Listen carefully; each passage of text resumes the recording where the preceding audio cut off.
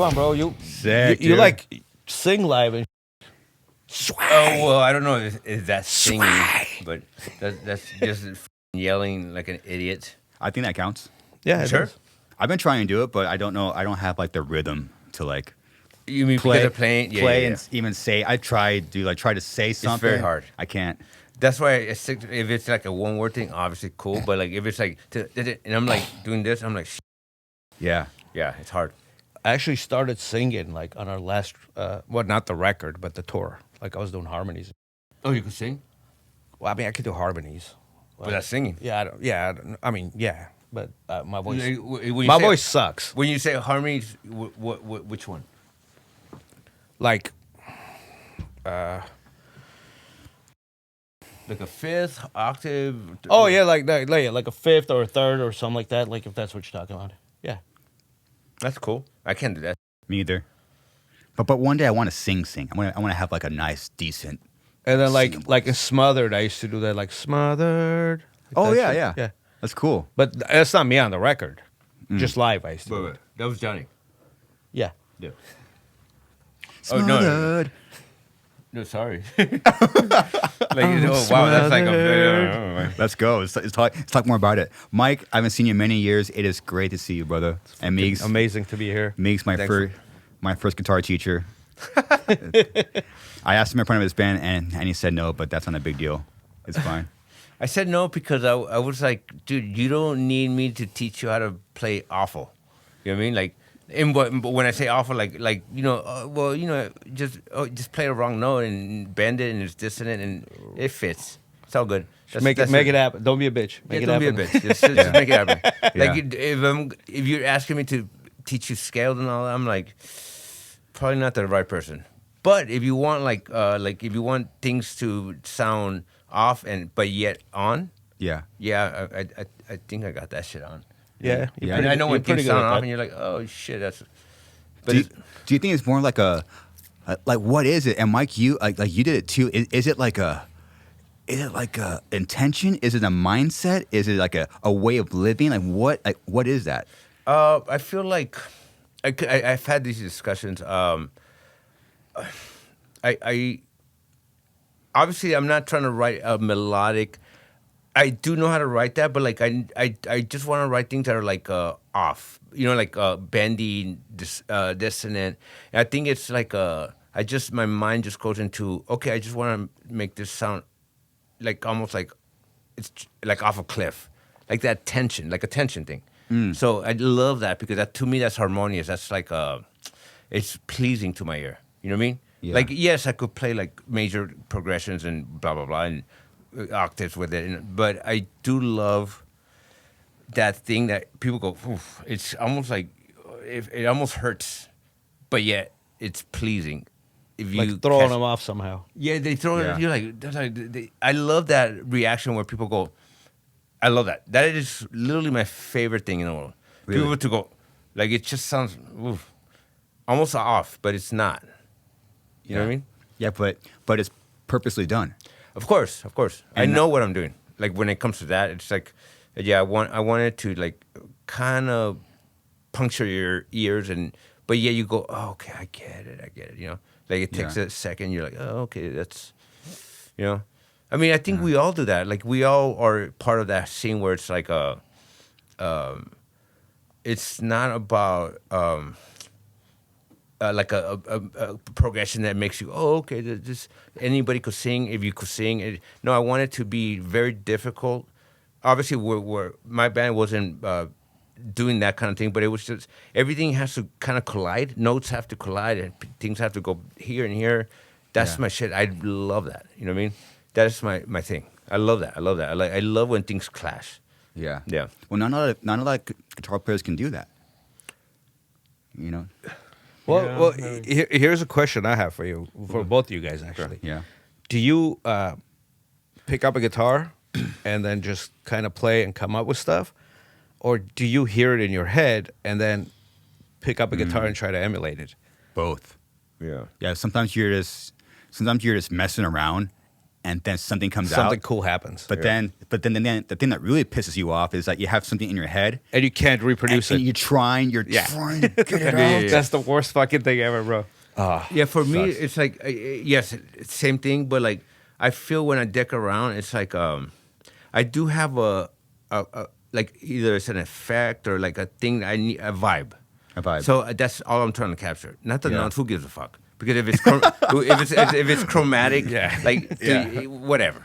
Yeah. But I just want to capture like a vibe, a feeling, So that is literally what I'm trying to capture. So when I go, like I already know where my fingers are gonna go, and I'm just trying to bend, do chromatic, slide things to just kind of be offbeat, like like kind of slug behind the beat or be ahead of the beat.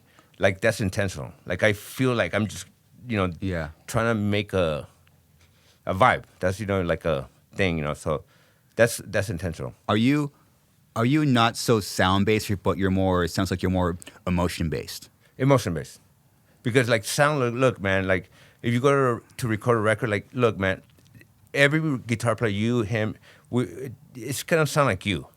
Whatever amp, whatever guitar, I just know that for a fact. So every record, I just go in like, I don't give a fuck. Just let's fuck it, because when I'm just like pressing on the strings, it's like I just know that's other guitar players. They're not. That's not even intended. They can't even. I can't even replicate that sometimes. It's just because I'm just crazy. Like I'm just vibing, So I don't care about the sound. Like of course I do care about it. Like in a sense, like I want it to be thick and crisp or whatever, but subwoofy or just. But me just attacking the strings like a punk rock player, that's what I'm trying to go for. That's why like every time like the producer would be like, "Dude, you're fucking going out of tune." I'm like, yeah, of course. That's what I'm trying to do. But that's how I play. That's how I play, and that's what I want. He goes, okay. And what does the producer say? Because this is a problem that I run into as well. It depends who the producer is. At first he's like, "Dude, you're out of tune." I go, "Awesome." You know what I mean? It's not like I'm just playing like a half off note or whatever. It's just I'm playing. It's like a dissonance. And when they're just like, "Are you doing that on purpose, or are you fucking with me?" Right I think it might be out of tune right there, dude. I'm sure, dude. Right there, 100%. I'm positive. That's way out of tune. But you see what I'm saying? That's a vibe.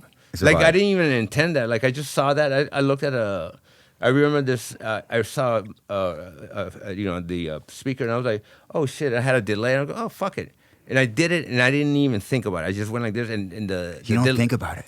No, you don't think about it because you can't. Because if you think about it, it comes off fake. It comes off pretentious, or it comes off like it's like some off the cuff shit. Off the cuff, you just do. And it's an emotion thing, like you said. It's an emotion thing. Wow. Yeah. I think out of us three, I think Mike, you're the most melodic. 100%. Probably, yeah. Where it sounds like you have like intentional progressions and notes. Am I? For sure. I mean, you know what? Like, it's kind of funny that we're both sitting here. Like, I could never. I'm in heaven, dude. This is sick. I could never in badass. a million years. See, and let me formulate my words correctly. Like, I couldn't come up with a riff like Big Truck. Right. Mm-hmm. Because, and make it sound cool. But he does. Mm-hmm. You know what I mean? Yeah. Like, to me, like, if I came up with that, I'd be like, dude, this is too simple. Yep. Mm. You know what? Weird. Thank you for saying that, because some people were like, I go, but it's just like, no, you're right. And it's like, I just like, I mean that in the best possible way. You know what I mean? Like, I take it as a compliment, like, because I have some kind of a mental block where it's like, if I came up with that, I'd be like, no, it needs more. yeah. It needs more. But dude, you're the opposite of us. It needs more. When we're like, how do you make this more simple? But see, here's the thing. Because we're like, not good. If I came up with Big Truck and like it was the whole thing, Yeah. right? Like right where the beat comes in and you know, like the bass and everything comes in, then I'd be like, oh fuck, that sounds cool. But if I just sat there and came up with I'd be like, nah, that's like there's something lacking here. No, I get that. Really? I get that. So I mean, he's got that. I think he's got that vision where he sees it when he hears the whole thing. Huh. And then me, I'm like, okay, I'm gonna come up with a cool riff, but then I already hear everything else, like the way it's all going to be orchestrated. You know what I mean? Mm-hmm. Plus, I think unlike you guys, I layer the shit out of things. Yeah.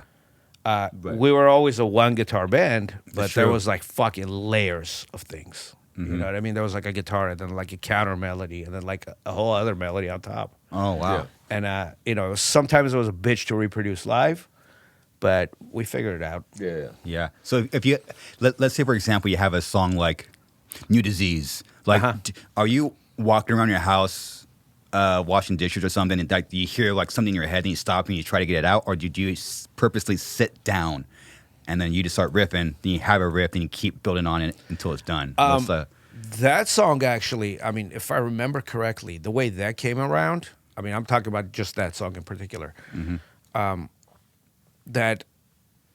That main riff, which is a chorus riff, like the one it starts with, and then like the din, din, din, din, din, din, like that riff, it was a lot different in the demo stage when we wrote it. It had more of like a weird, almost like a Nine Inch Nails vibe to it, where like it was continuous, like it was yeah. It was like a guitar like that going on the whole time. And then by the time it actually made it to the record, it shifted and it morphed into what it is now.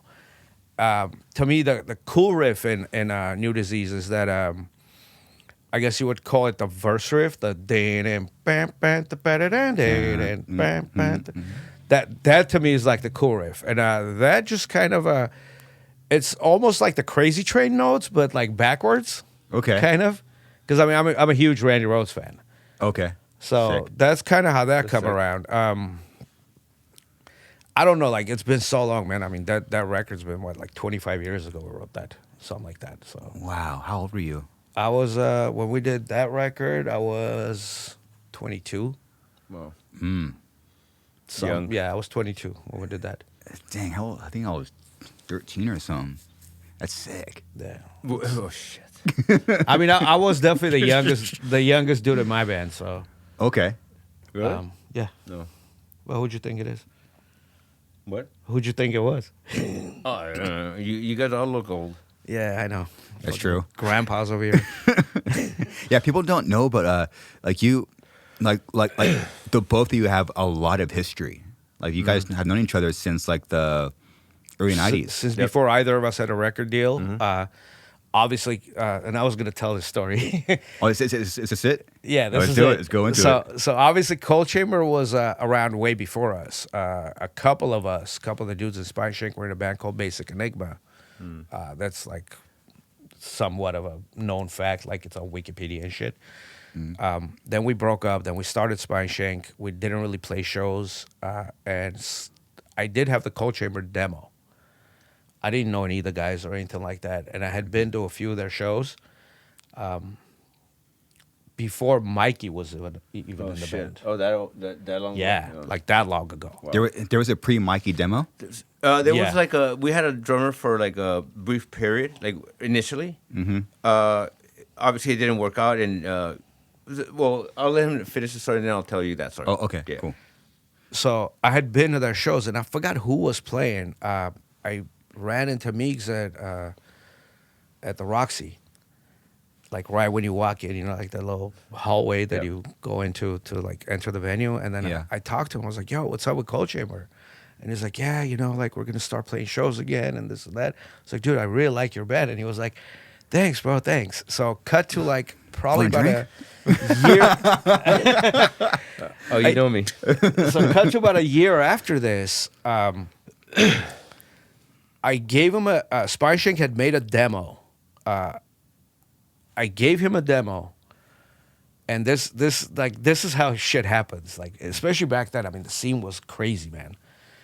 Like that whole Sunset Strip, like bands were playing everywhere. It was like that entire what is now called the new metal scene, like Snot, Cold Chamber, whatever. All those bands that were like just playing clubs pretty much once a week. Yeah. Wow. So I go to a Sick of It All show at the Alligator Lounge. Remember that place on Pico? No, but I was there. No, you weren't I there. was like, whoa. But this is kind of where you come in. And then And then Fear Factory and Cold Chamber were playing a show like 2 weeks after this. They both had record deals, and I had given Miguel my the demo, the SpineShank demo.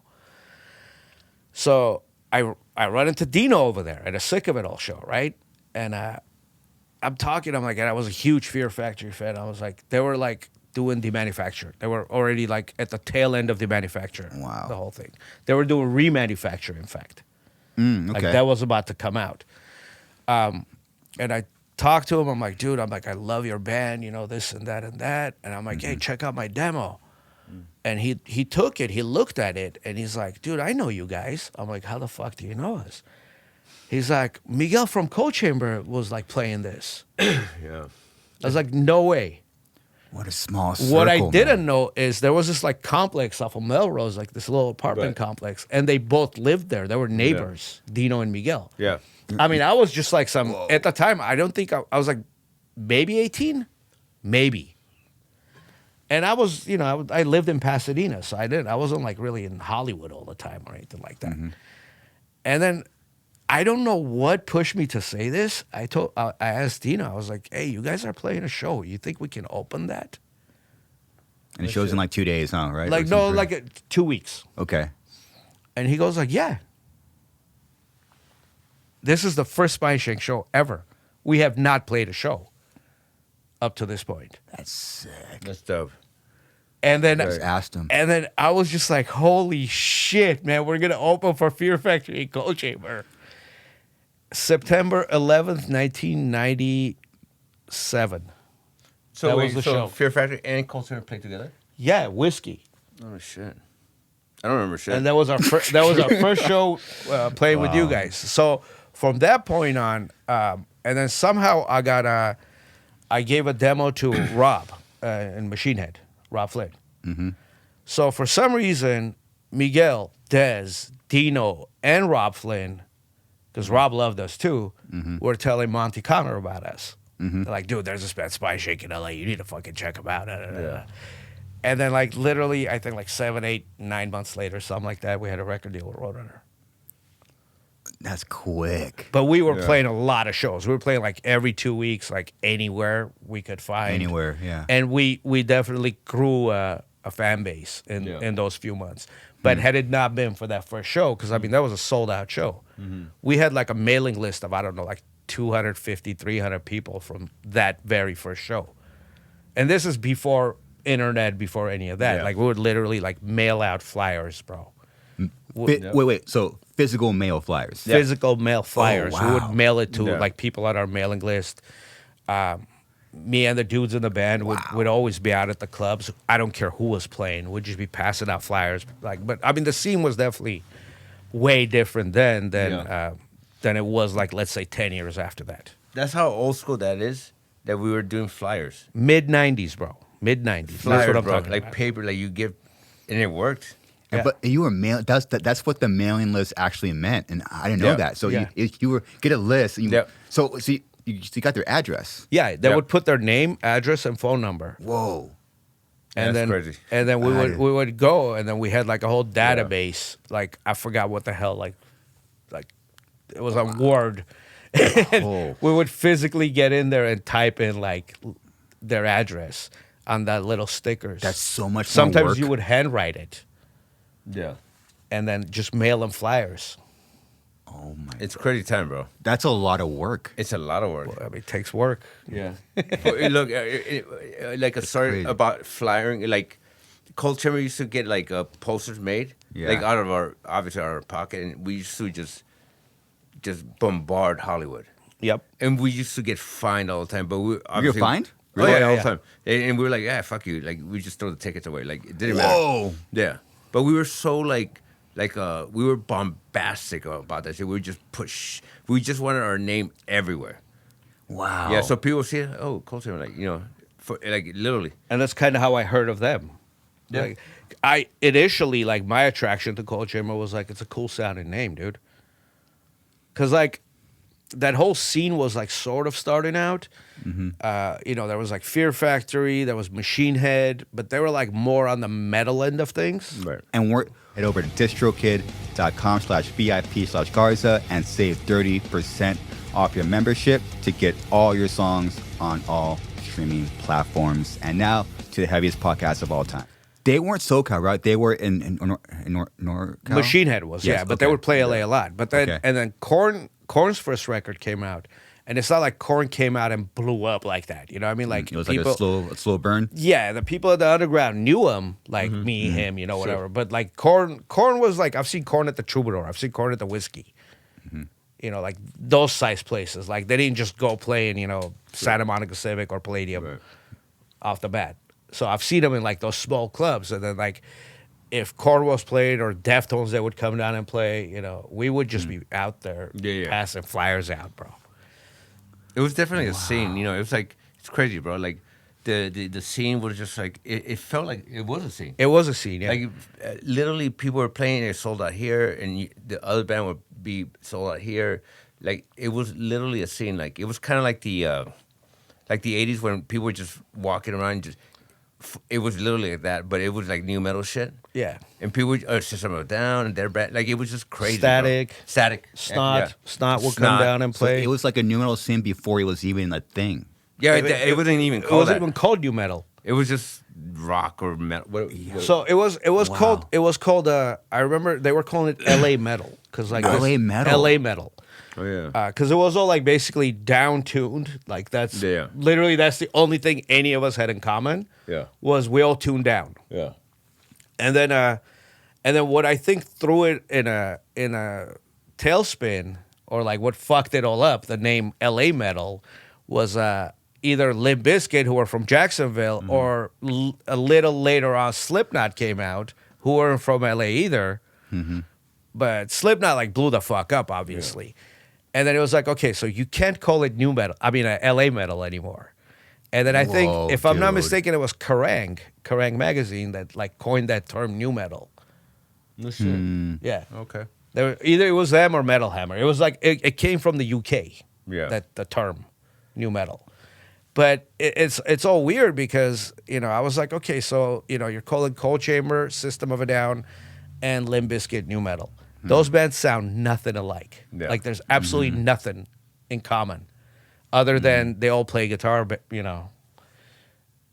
Yeah, I feel like the only commonality was like I feel everyone was just really trying to be original or trying to put a niche. Like, I mean, I feel that's like sometimes lacking with like I feel, but LA I felt everyone was just trying to be different. Yeah. And Yeah, that was it. Everybody was like trying you to said, be different. Yeah, and the only thing common was the tune down thing. Of course, when you go into that tempo in the grooves, of course, sometimes things, okay, they might touch on that way, of course, but I think everyone was just trying to just have their own niche. Like it was, if I could feel that, bro. Like it was just like that hunger to just like be Different.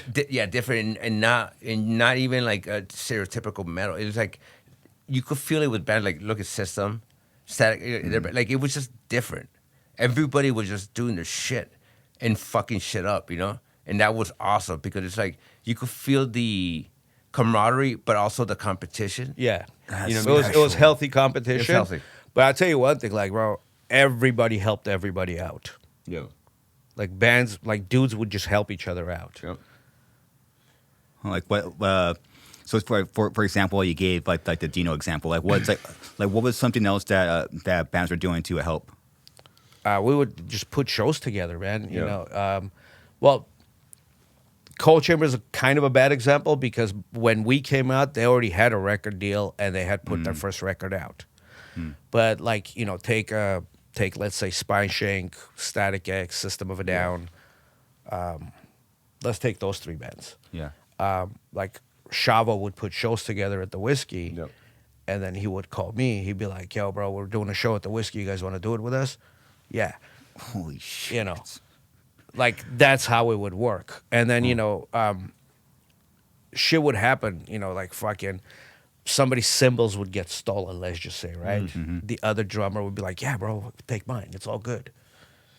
And I'm talking like these were all local bands. I mean, they all had label interest for sure, but nobody really had a record deal. But I mean, you're talking like we would sell out the whiskey, bro. 500-600 people. You It know? was like this growing scene. Yeah, it was. I mean, it was like literally a scene.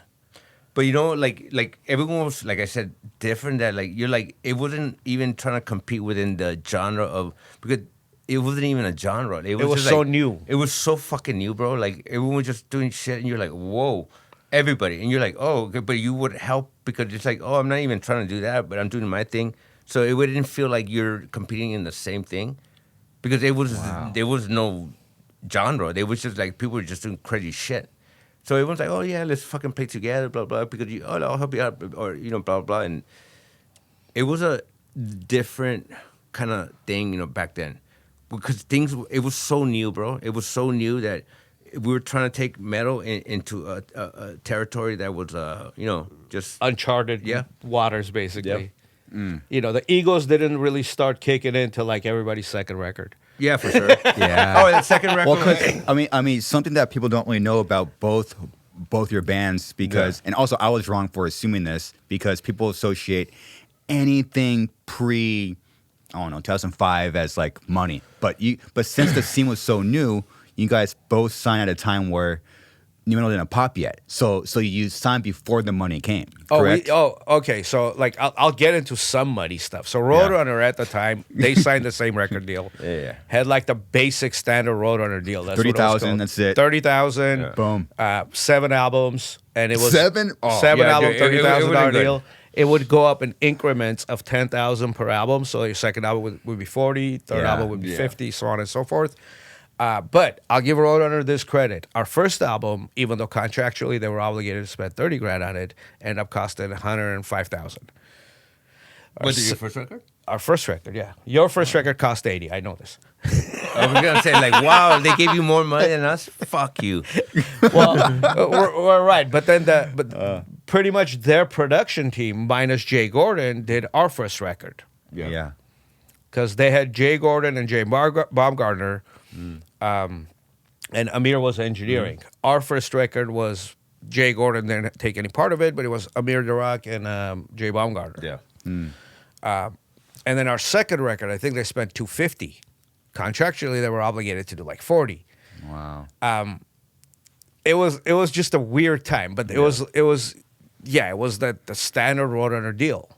That's what that was at the time. And then all of a sudden, like, I mean, I thank Nickelback for this, because if it wasn't for Nickelback, I don't think any band on Roadrunner would ever break after that. Because they were just taking that Nickelback money and funneling into, Wow. all the like metal bands. I mean, we did have budgets. It's just contractually we didn't. So it's not like, okay, our option was picked up and then all of a sudden, okay, here you go. Here's like a $400,000 advance. That never happened. Yeah, because for context for people, Cold Chamber's first record came out first. Your first record came out September 98. So this is for dates, people get it straight. Korn's Follow the Leader, that went number 1, came out in August. So you released, you already had the record done, plans, recorded before new metal was truly a thing. So actually, this is a fun fact. When we were recording Strictly Diesel, our first record at NRG in Studio A, Korn was next door in Studio B doing Follow the Leader. Wow. And My and then fucking goodness. like our lounge was cooler than theirs, but their studio was cooler than ours. Like the control room and like the live room. Like, I don't know if you've ever been to NRG. No. So it's been a Studio dream of mine. B It's is been a like dream. that one is like the Moroccan room. It's got like drapes, and all this other stuff. Where Studio is like the clean, more that thing. So I walked into our like lounge area one time, and I see Jonathan Davis just sitting there, and I'm like, is that who I think it is? And he was just like, yeah, hey, what's up, guys? Like they were like super cool. Yeah. All those dudes. I mean, it's weird that we didn't tour with. It's weird that our bands never toured together. It's odd. It happens sometimes, man. It was one of those where like when they were touring, we're doing a record, and vice versa. Yeah. Quick story. So he said, he saw Jonathan. Like, so at the time, like we were doing, I think Westlake Audio, the recording studio, and On Santa Monica. and we were doing I don't know. We were doing shit there for I think the second record, and I remember Limp Bizkit was next door, at the studio, and he came in. He's like, "Dude, I want you guys to hear this fucking song." And I remember clearly he played Nookie in demo stage. I was like, "Fuck, that is dope." You know, like it just had a groove, and it was just like, "Oh shit, that's gonna be a hit." Really? Of course, it became a hit, And a hit it was. and a hit it was. Yeah, but so it was kind of like one of those things. We would just go in and in the studio, we would just play. Hey, check this out. It was kind of a fun time. We destroyed NRG on that first record. What did you do? Like physically, bro. So we we finished the record, and I don't know if you know Kevin Estrada. No. Mm-hmm. He knows. Oh, Kevin. Yeah. Kevin Estrada was our A&R guy. Theirs was Monty. Ours was Kevin. So we finished the record, and this is like Kevin's first signing, first record, and he's all happy. He takes us to Costco, and we're about to throw a party at NRG, right? He takes us to Costco, and remember Ain't Nothing But a G Thing video? Oh, yeah. Like the fridge, when you open, it's all 40s. Okay, so that they had like that dual Sub-Zero fridge at like NRG, and you would open, and ours, it was just like all beers, bro. It was just beers and like just handles of like vodka and whiskey and whatever, right? So we're throwing a party there. We literally invited everyone we knew. Like the studio? Yeah, the entire Oh yeah. the entire like Hollywood scene Oh my gosh. is at our studio. And they have like a pool table and like a really nice glass like coffee table in this. Yeah. And then there was like, and Kevin decided to get us a cake, like in the shape of a record, like congratulations, SpineShank, on finishing up your first record and this and that, bro. There's a cake fight. There's like just cake on the pool table, fucking chicks dancing on it and shit. The glass table got broken. Carpet was all fucking ruined. Yeah, or like his party was like that sounds fun, right? Yeah. So ours was like instead of 40s or beers, we had like everyone knows this shit already. So it's not like I'm just shit. Like we had like the amount of like, and I'm not like what's the word? I'm not trying to make it like glorifying, but dude, the drugs was crazy. Like for us, it wasn't even a drug. It was the drugs. drugs, and like drugs and girls and like debauchery. Like it was chaos. Like it was crazy. Which I record even is this? recorded. Huh? Which record? The first one? Yeah. Yeah. When we were just like fucking wild and just stupid and Yeah. I was like, well, this is rock and roll and you just do that shit. I guess. That's Obviously, you learn that's your why that lessons. record sucked to me. That's why I don't like our first record. That's really why. Why? Because it's we were just too we weren't ready to record that record. I don't think the songs were like developed enough. I don't think we're as developed as a band as we should have been. But I mean, I'll take it for what it is. It's definitely part of our history. Yeah. But we were just partying too much, man. Like it was like we were never like a drug band. We're always a drink band. And it was just like we're just you take a bunch of ghetto kids, throw them in a multi-million-dollar studio with it's like always like it's just it doesn't look good on paper, or does it? That it doesn't work out. Yeah. You take all these broke ass kids that play metal. Oh, and now there's money. Yeah, It but doesn't see, make any it's not like sense. money in your pocket. And Doesn't money when in you, his when you, pants. I was like, what?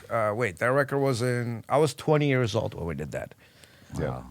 Okay, so 22, I was 22 or something like that. it was just, it's like, when you're 20, what do you know about this stuff, man? You don't know shit. It's like fucking, you got a Neve console with like flying faders and, like I would bring a chick in while we're mixing and I would just press play on the tape machine and then like the faders are flying everywhere, like the moving automation. Sure. And then I'd be like, oh my God, that's cool. Can I suck your dick? Wow, what a time. Stupid shit It like was a that. I mean, crazy time. we're just retards, man. I mean, Yeah, the time. story. No, it's funny because I'm not gonna embellish on that, but you could figure it out. Like it was, like I feel that feel like certain things, like in our record. Like, look, I feel like I feel better about certain records, and that one was I feel like okay, it's more like young kids just being crazy. That's how I feel about the riffs or like the intent, and it felt like everything was fueled, like the debauchery was fueling certain sounds, or just your mindset just went fucking crazy, you know. So that was just what it was. I wouldn't trade that for the world, but it was just like, you know, you don't think about money. You just think about how can I fuck shit up? Like, how can I make shit fucking bombastic? How can I make? How can I destroy shit? Yeah, destroy shit. Yeah. And that's the mentality. You don't give a fuck about money. Like you're already poor, and you're like living like on a floor, and you're like, I don't care. Like let's how can I make this fucking awesome? You know, like that crazy thing. Yeah. But that's what's lacking with a lot of people sometimes. It's just that you don't have that hunger, like that drive to just go, I don't give a fuck. And that is what's lacking. And that's what it was. I agree. Abundance back then. Everyone was just like, Totally. you know what I mean? Like, everyone just had that thing, you know? Yeah, do you think where to make music like that, you really kind of have to be out of control because then that'll manifest into the music? Yep. I feel that. Yeah. I mean, that's how I feel. I don't know, maybe other people have different theories or different ideas about it, but I feel like I had to feel. I don't know if I was doing it intentionally. I think it's subconsciously. I felt like I was feeding a monster in me, like that. Like I talk about this all the time with my friends, and it's like I couldn't do shit like that, even if it's simple. But like he said, like, well, I couldn't do it. Like, but the discipline, yet the out of control combined, like to just go, oh, this is the shit, and you convince the whole world. You know what I mean? Like that is a thing that it's a discipline where I go, I could play two notes, but if I just do it with full aggressive intent and full emotion, and I know that's kind of corny to say, but like that's how I felt. So I could make people believe that. That is the difference. Like I felt like I didn't even think it was simple. I just thought it was like, oh, how can I aggressively make you feel that shit? You know what I mean? Like something I always talk about with my friends. Like I said, like I go, I want you to feel me, and that is I don't give a fuck. It's 1 note, 2 notes, 3 notes, 4. I could play more. I actually can. I'm not saying I'm like Eddie Van Halen, obviously, but I'm just saying like I could. But I knew how to just hold back. But I go, man, I just wanted you to feel this shit, you know. And I knew that those notes were it felt like a fucking Mack truck to me. You know what I mean? That's what I was. I want this to feel like a Mack truck hitting. Are you talking about like big truck specifically? Well, because you were talking about it, but yeah, you know, like how like people go, but you think I care? Like I don't. And also to not give a fuck. Yeah, you don't give a fuck if another guitar player would be like, dude, what? I go, I don't give a fucking shit. Yeah, see, I never looked at that like that. Yeah. Because like, fact is, we're on tour with you guys. Should we open up your vodka? Yes. Sure. Yes. Let's Capital Y. Let's have a drink. Yeah. Can you do a quick little story on this mic? Sure. So this is your shit, right? So this is my shit. Me and my boy Nick, we've been working on this project for 10 years now. 10 years? Yeah, Wow. well, not this particularly, but we're working on a vodka project since 2014, and this is actually about to hit the stores in California. Not next week, but the week after. Oh, wow. Great timing. It's a little different vodka. It's an oat-based vodka Yeah. versus potato Potatoes, yeah. or wheat or corn. Corn's like a big thing in American vodkas. And the way we distill it is we distill it using a Calvados, which is the same technology as cognac. We distill it using, let's say, cognac technology. And what it ends up doing is it's got a lot more body. So you can sip it. It's not as neutral of a spirit as, you know, your average vodka. So you can kind of just sit there and sip it. It's room temperature, kind of like you would a whiskey or a high-end tequila or something. Okay. Right. Cool. But here, I'll So probably like looking you forward know, to a trying quick it. story. Like he actually gave me one of not the first bottle, but like the first I think batch. Kind of like a prototype. yeah, no, this is from that batch. No shit. Is yeah. This is from that batch. Cool. Here, smell it first. Oh, yeah, I got to smell it. Yeah, dude, it's delicious. Like I'm a big, I'm a big vodka guy. But dude, when I drank this, I was like, oh fuck. No, for reals. That's a big one, huh? Hey, Is you'll it? be fine. Where's your glass, bro? Where? I'm going to take advice from my teacher. Don't be a bitch. That's a big shot right here, dude. I think homie wants to. Do want to? Oh, yeah. Let's do it. Well, here, I'll put this here. Let's go. What the fuck is this? This is a rare occasion where Jay can actually drink on the pod. Very, very rare occasion. Does he get it out of control or what? No, because he got to stay focused. So just Or he doesn't like streak. go and- check it out. It's on our our Instagram's Dore Vodka. We have a website, dorevodka.com. Check it out. Cheers, Write to Meegs. us. Cheers, Mike. Talk shit. It's great seeing you guys, man. I'm honored. Good seeing you. Cheers, Jay. Cheers. Oof, nice. Oh, that's scary. Right? It's good. Uh-oh. It's scary. What way? It's smooth. It's smooth. Smooth. Yeah. Okay. This But is like, you taste that, what I'm talking about, right? Yeah. That's the oats you're tasting. Interesting. It's really good. yeah. Congrats, Mike. Thanks, man. Badass, Thank dude. you. Appreciate you. You know, like a quick story, like when he was telling me about this, like a long time ago, and I was like, you know, I go, fuck, I felt like a really proud moment for, like obviously a guitar player from a band that I actually loved, and he ventures off into this. I go, dude, that is like not only like entrepreneurial, like it's also like I know how he is. He's like a business dude. Like he's a go getter. He's like he's Thank you. but for like he knows how to like do shit. That is not an easy task. Because I know he was flying, he was going to France, whatever. He was just doing shit. I go, dude, that's dope. I go, that takes a certain thing for a dude. Like not only in music, but when you go out of that and you put that into a passion, like this or anything. Yeah. I respect that because it makes me go like, wow, that's like that's some man shit, like we were talking about earlier. Like that's Yeah. just Don't be a like, bitch. Yeah. don't be a bitch. But he Great advice. It takes a lot of commitment. I mean, It does. It really Yeah. does because I mean, Yeah. it's actually a lot similar than the music industry when there was actually an industry. Oh, yeah. The spirits industry is pretty similar to it, but just like any project you take on, be it a record, band, whatever, this is very similar to that. Where it starts with a thought in your head, right? It starts with an idea, and then you just gotta bring that to fruition. So there's like almost the inception stage, the demo stage, and then Oh, wow. and then the final or the mastering stage. Like it's very similar to that.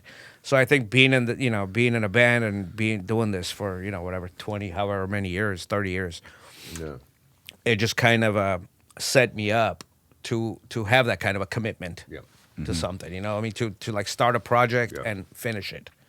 Yeah, you know what it's like to have an idea and actually manifest it. Yep. Exactly. Cool. Yeah. And it's cool. It's put everything you have into it. Yeah, It's cool. It's very similar to it. I mean, it's very similar, like I said, to the music industry. The only difference is you can't download a bottle of vodka. That's And true. that's great news for you and us. That is exactly. That is awesome. But like I was saying, like, dude, I really respect this guy. So I gotta like praise him because I don't cool. think he hears it enough, and I want him to cool, know Mike. this. Like, The respect is mutual. Yeah, no, thank you, cool, man. man. But it's like I love that someone has like that tenacity or to push forward, even if there's obstacles or whatever, and you just push forward. Yeah. That's what it takes to do anything. You know what I mean? Whether it's music, a vodka bottle, construction business, whatever. I just I really, really, I get really gravitate to that. I gravitate toward people with that thing, like that fucking shit. Like I just know what it is. And when I see it, I go, fuck, that's cool. And I don't even get envious. I go, I get proud because I go, dude, I know that's what it takes. You know what I mean? Yeah. Like to go through the trials and errors or like the obstacles or to be able to go, if I fail, I'll step up and go here, like Figure it out. Figure it out, like that's just like I said, man, shit. That's just like you just know what the fuck is up, and I know that, I feel that, I feel that with people, he Well, I mean, doesn't have to give me his business plan. I just feel it. It's all about like Wow. not taking no for an answer. You know you what go. I mean? It's like Yeah, trying to that's it. figuring it out, man. There's obstacles in everything in life. In anything you do, there's obstacles. Any business is life. It's a life lesson, I mean, it's like, it's kind of like, it's very similar to a band. They're gonna tell you no, you can't do that. So like, do you have the balls enough to do it, but not do it in a stupid way? You have to get creative. Like, okay, so if I do it, I have to do it like this. Yep. and it's very similar to it. You know, it's like believe me, in the last 10 years, I've heard more no's than yeses. Yeah, but that's what I know that. Totally. But you see, that's what I respect about you, because it's like that is like literally what I fucking strive for. You know, like, and if I see someone go like, you just go forward. Like a lot of people nowadays, like they'll just quit or they'll just go into this route, or I'll just copy that or whatever. Totally. And I'm like, oh, okay. I mean, I guess. I mean, is it about the money, or is it like about, proving? Of course it's money, of course. But I'm just saying, like I could sense something more deeper. Like things should be not superficial. Like it shouldn't be about something that's so fucking obvious. Yeah. Like I've had these talks so many times, like, and I get emotional because like I'll go, man, sometimes people don't even know this shit. Like, how the fuck do you how do you live with yourself if you just don't do shit? Like you don't think about it, you just fucking do it. You have a plan and you go forward and you fucking attack shit. And that's how I feel about music. And I've been telling people this. I can't ingrain this shit in their heads. Sorry, I'm getting a little, but because it's like I just want to fucking knock people in the head. Like, dude, you don't know what the fuck it takes. Like, and I see that, with you. I see that thing, and I go, that's it. And don't care about this and that. You give a fuck about, like, I'll be a fucking soldier. Not fuck that. I'm a tank. You know what I mean? And you just fucking plow through shit. You know what I mean? Like, that's the fucking point of life. Analogy. No, because for real, like, what? You gonna sit there and be a fucking bitch? It always goes back to that. Yeah. It always goes back to that. Yeah, I had to go back to that. It's funny you say that, because like me and Nick, Nick's my partner in this. Yeah. But me and Nick, we go back, like our families go back to the 1800s. Put it that way. That's how tight me and him are. Like our great grandparents were like Wow. hanging out with each other and stuff, chilling, and like we're kind of cousins through marriage, whatever. But me and him always say this: it's not about the money, it's about the journey. True. And it's about like taking that journey with your brother and making the impossible possible, or whatever's impossible for you. I'm sure if I had a few $1 billion sitting somewhere, that wouldn't hurt. I could have made this in like this would have come to fruition in, like, let's say 6 months. I would have just made a few phone calls, got a couple of handlers to do it. But like, you literally start a project at zero with a thought in your head. You discuss it. You obsess over it, and then, over the course of however many years, you get it to, okay, like, it's going to be in stores, like, next week, right? And it's the journey that's important to me. Yeah. And it's what you set out to do. And if you do that right, and if you stay true to your principles and your mission and what you set out to do, the money will come. It's like, that's almost secondary in this. You know what I mean? It's all about the passion that you have for something. And this, when him saying that, like,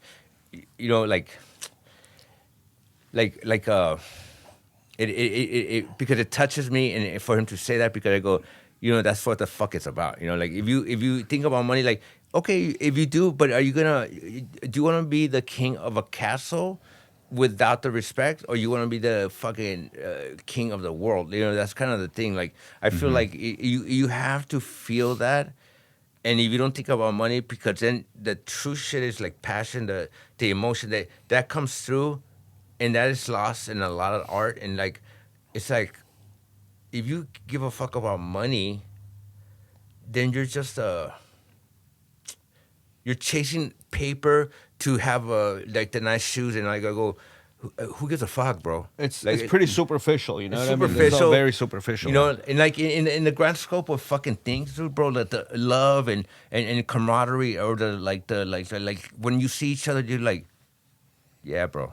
You know what I mean? Like, that is different than like someone with money. Like, do you think I give a fuck? I don't know. He doesn't give a fuck. You think I give a fuck if someone's flashy or has a car? I go, doesn't fucking matter. I don't give a fuck, bro. Like, you're not impressing me. You're not making me wet. I'm just saying, like, like, I'm like, what gets me a fucking boner? Time a motherfucker goes, this is what I fucking believe in. I go, oh fuck, that is like a sledgehammer to my fucking senses. Like, it's like I can't even describe it to people because I get super emotional.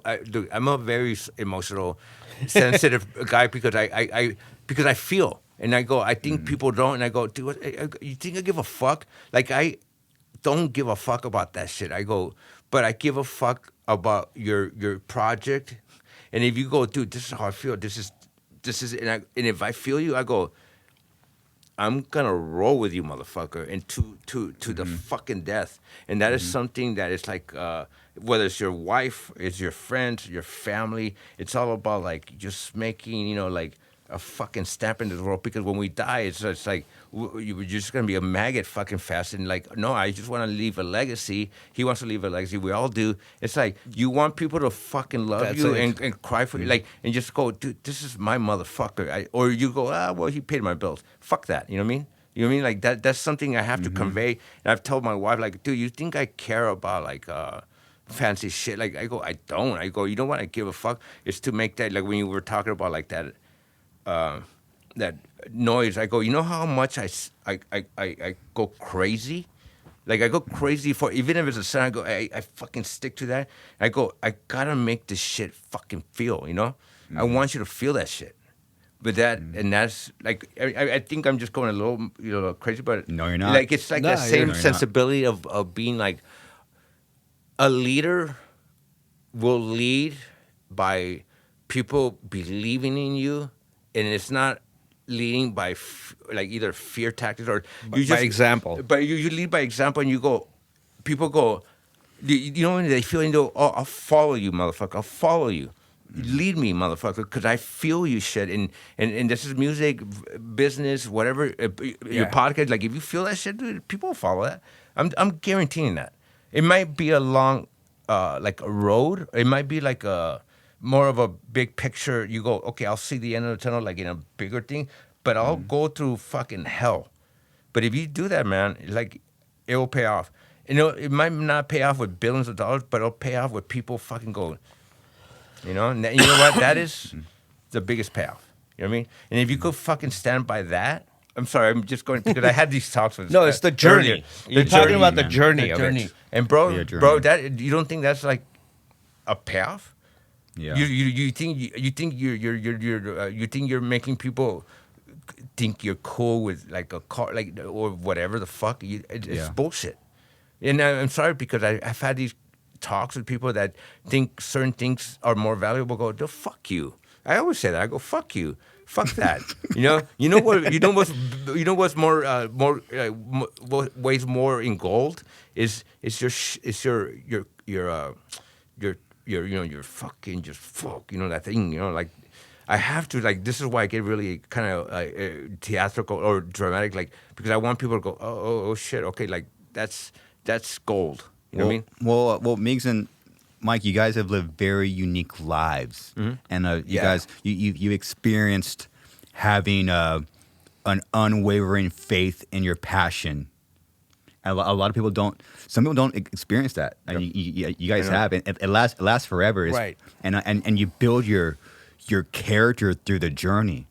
It's like if you're interested in a hot topic, you don't fucking care. It's like it's the process that got that, you know, or Right. So the way I can explain it is, and I think all three of us will understand this, is like, you know, when you like start a song and it starts with an idea, and I'm not talking about when it comes out. I'm talking about when you're like tracking it and you're in the studio, and then like, you know, you hear a rough mix of it, and then everybody's like, fuck. And then, you know, everybody's high-fiving each other and go like, dude, this is the sickest crazy shit. It's crazy. Or you know, like, I'm sure we've all played that show, you know, like there's like a few shows that stand out. Totally. You know, and then when you're connecting with the audience in such a way at that show that it hasn't happened at any other show. You know what I mean? You go like, dude, that was the sickest shit ever. You know what I mean? That's the passion. And that's what the payoff is. Now, are you getting paid for the show? Of course you are. Is your record gonna sell? Of course it is. You know, I mean, sure, you're gonna if you got a decent record deal, you'll get paid something on it. But it's all about that feeling. Now, if you don't do that, I don't Yeah. give a shit what you do. I don't care what they pay you. Yeah. It's almost like it's not worth it. That feeling is what's worth it, and that that could pertain to music, that could pertain to business, anything that you do, dude. It's like life is a journey. We're all gonna die one day. Nobody's gonna take anything with us. It's true. It's about the legacy that you leave. Behind you. That's a perfect example because, like, okay, just to add on to that, like, do you want to walk in a room going, like, people going, like, feel like, oh, fuck, that's like, dude, that's like, the dude changed this or he did this and that's, or you want to be like, oh, can I borrow money from you? Like, you know what I mean? Yeah. You're just a sucker. Like, it's like, okay, you have money, like, cool. Oh, cool, you live here. Yeah, that's cool. I mean, like, but, or do you come in and then you have everybody wanting to suck your dick? You know what I mean? Like, there's a difference. You might want to edit that. Even way. dudes? No, whatever. I'm just saying that's just a state of mind. Like, Sure. there's a difference.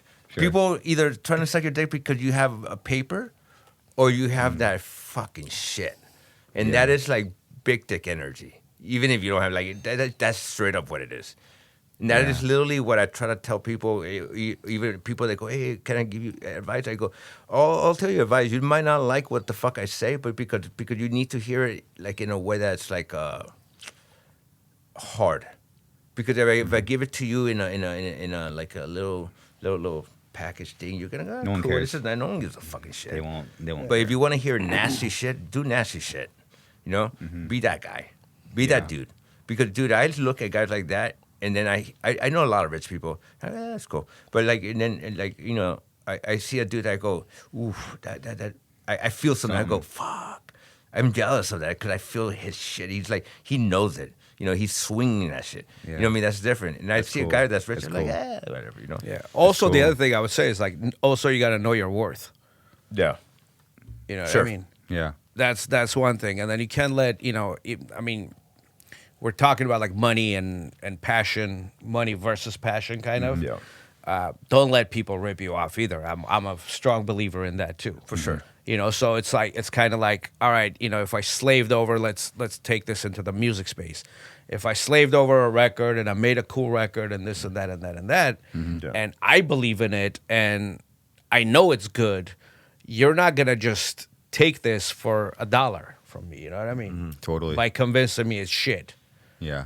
Sure. It's worth, sadly, money measures the worth of things. In reality, that's kind of how it is. So I know what it's worth, and I'm not going to let it go for this. Yeah. You have to be protective of your passion as well. Yeah, for sure. Yeah, I see that issue with the bands that have been around the past maybe 10 years where they're like, there's like the scarcity mindset. They're fucking sucking this person's dick to because they want, I don't know, like the radio airplay or something. But but it seems like your air just has like this passion that wouldn't like, this bands don't know their worth today, or it's delusional. Where it seems like back like back in our day, it's just we knew our value and we weren't desperate. Yeah. Yeah. It's a rare. Unfortunately, it's a rare thing, but Yeah, no, I mean, you're right. I mean, like, yeah, I mean, Be true to your passions. Be true to Yeah. yourself, and yeah. that's all. Really. Yeah. totally. Meegs, I had a quick question for you. Yeah. So the first record is recorded at NRG at 97. Before that place became what it became. Right. Did you go there because of White Zombie?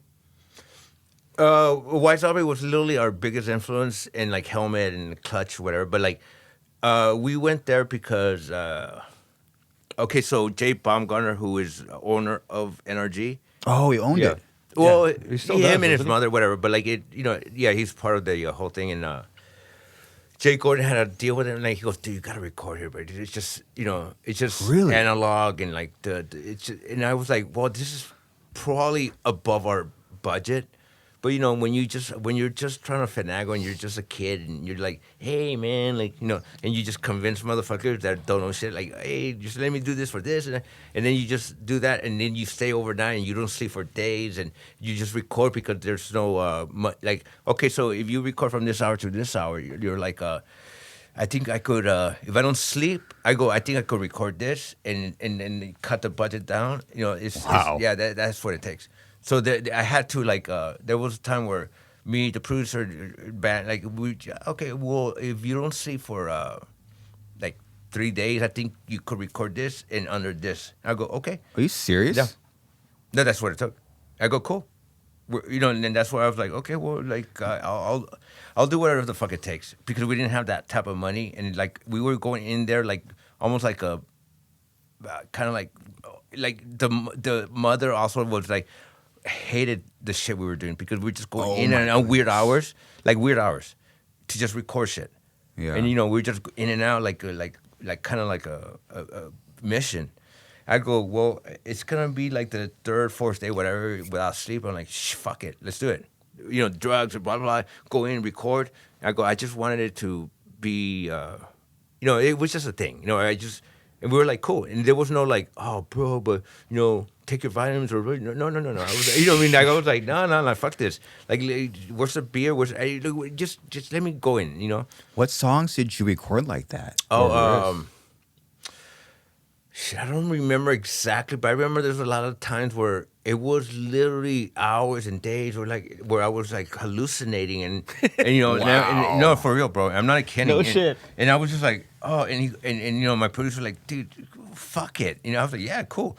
I was like going and just like my fingers just thinking weird shit, like that mentality of like, oh, I just cool, and putting pedals into shit that wouldn't mesh well, but if you get that nugget, you're like, okay, let's record it. Boom, boom, boom. You know what I mean? It was just that inspiration, I think it was a lot of like mentally, I was just literally exhausting. I was mentally abusing myself to come up with shit, even not knowing that, but it was like, it was worth it, bro. I think I killed a lot of brain cells, but but it was worth it. Anything for the art, man. Anything, that's what I'm saying. Like, as long as this shit comes out dope as fuck, and you're like, cool, fuck it, I have half a brain now. But you guys were in Studio B, right? Yeah, the Moroccan room. Yeah. So did you ever use the star 28 function? What? Oh, so there's a song called Star 28 on our first record. Okay. Okay, so the title literally was like, so NRG had these like if you're in the lounges or in the control room or anywhere, it had a light, like a little nightstand light, like one of those, and it had this little phone thingy with a monitor on it. So if you ever got a phone call, it would go to reception, and then like, let's say, I want to talk to Chris Garza in Studio A. Let's say who's calling, it's Mike Sarkisyan. Okay. And then the light would blink. The phone wouldn't ring. The light would blink, and then it would say, Mike Sarkisyan calling Chris Garza, like on the monitor. And then alternatively, you could pick up any phone in the studio, dial star 28, and it would go directly to the runner. Oh, yeah. Of the studio. Yeah. You could pick up the phone and be like, okay, bro, I need 2 cases of Bud Light, some In and Out, whatever, right? Wow. Anything you wanted, Yep. they would get it. What we didn't realize is it was being all built to us.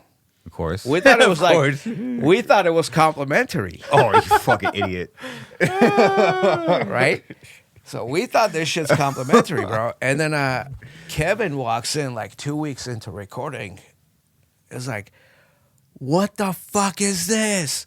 We're like, what, bro? What happened? And he's got a stack of fucking receipts in his hand, right? And he's going like, what's this?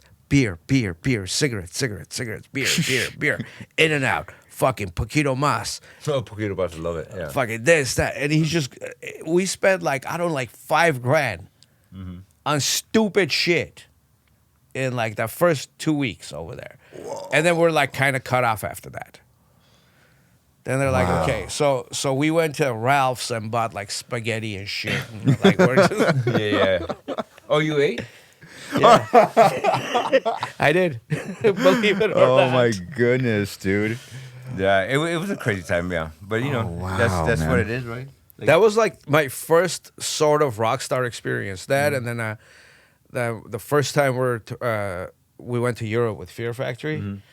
We're in Paris and we're literally nobodies. Like our record had just come out. Dude, I walk off the bus. We're opening for Fear Factory. Nobody knows who the fuck we are.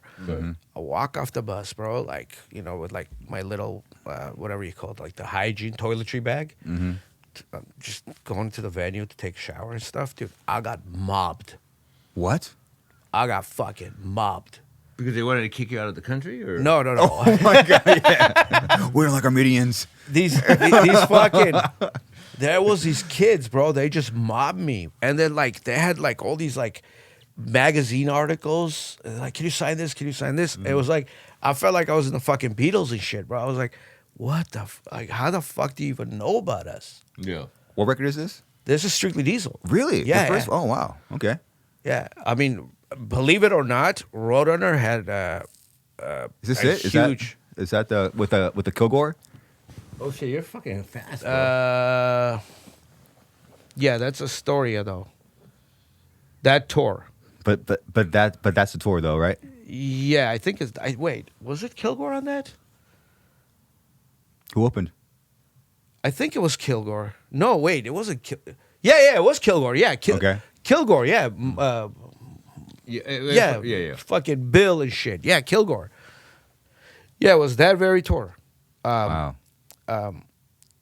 Roadrunner had huge. Like, I mean, they were Yeah. big here at the time, but in Europe, especially in Yeah. England, they're like literally a major label, bro. Like, we had on so we did that tour, then we did another tour in Europe, and then we didn't go pretty much the entire time we were doing High to Callousness to the very tail end of it. Yeah. And we only did England. We didn't do Europe. Bro, that tour was sold out, and then the venues got upgraded. Like, it went from like 800 seaters to like 1,500, 2,000 seaters. Sold out before we even set foot in the fucking country. Yep. Yeah, it was the transition was happening in real time. Yeah, I mean, Yeah. it was. I'll give all the credit to Roadrunner. Like, especially their UK operation was fucking It was amazing. awesome, yeah. Man. Like, they Same were here, amazing. man. Same story. You know, we go there, like England, or like do in-stores and do. I mean, like you said, like when you feel like, oh fuck, it's big as you know, like it's getting big, and we would walk. Like it was like lines, and it was like they'd shut the street, and like we walk out, and I didn't know this. I was Barricade shit. Like, huh? They like put like the barricades Yeah. and stuff. Security and all kinds of stuff. Oh yeah. Yeah, it was crazy, and people would just like fucking go crazy, bro. It would, we had buses, and people would just like almost tip the fucking Yeah, bus over like- because it was just like it was. Yep. I was like, whoa, this is fucking nuts, man. Yeah. Well, That was people- that time. People were pushing a bus around. Yeah. Pushing All a the time, bus, like, dude. That's yeah, it was crazy. crazy. Our bus caught on fire, and this is actually weird. I think some of the other guys in the band have talked about this. That Paris show I'm talking about. We got to Paris that night. Our bus caught on fire. Something like in the engine compartment, like like in the back, like where the generator is or something. Something caught on fire in there. The Eiffel Tower, the lights were off. And then we just found out that Lynn Strait died. Oh, It was that no. day. No. And It was like That's a so weird, like, unfortunate. I'm not very, like into the supernatural, but it was just kind of weird. Yeah. That, like, all that happened within, literally like 3 hours of each other. it's so sad, man. Wow, you're fast, bro. Damn. Yeah, I mean, like Lynn was Yeah. like a kind of one of those things where you're like a fucking lightning, and you're like you see it, and you're like, oh, like Yeah, it's it was different. crazy. It was fucking crazy. You know what I mean? And just the crazy shit, and you look at him, you're like, like that, how he was vocalizing, that rhythmic sound, like on and off the beat, and just like that kind of like syncopated, like that. Like, what? Kind of like a drum beat almost. Yeah. And it was like, wow, without it sounding like a rap thing, but it was just like a very Very punk rock, too. punk rock, but also very, What do they used to call it? Loungecore.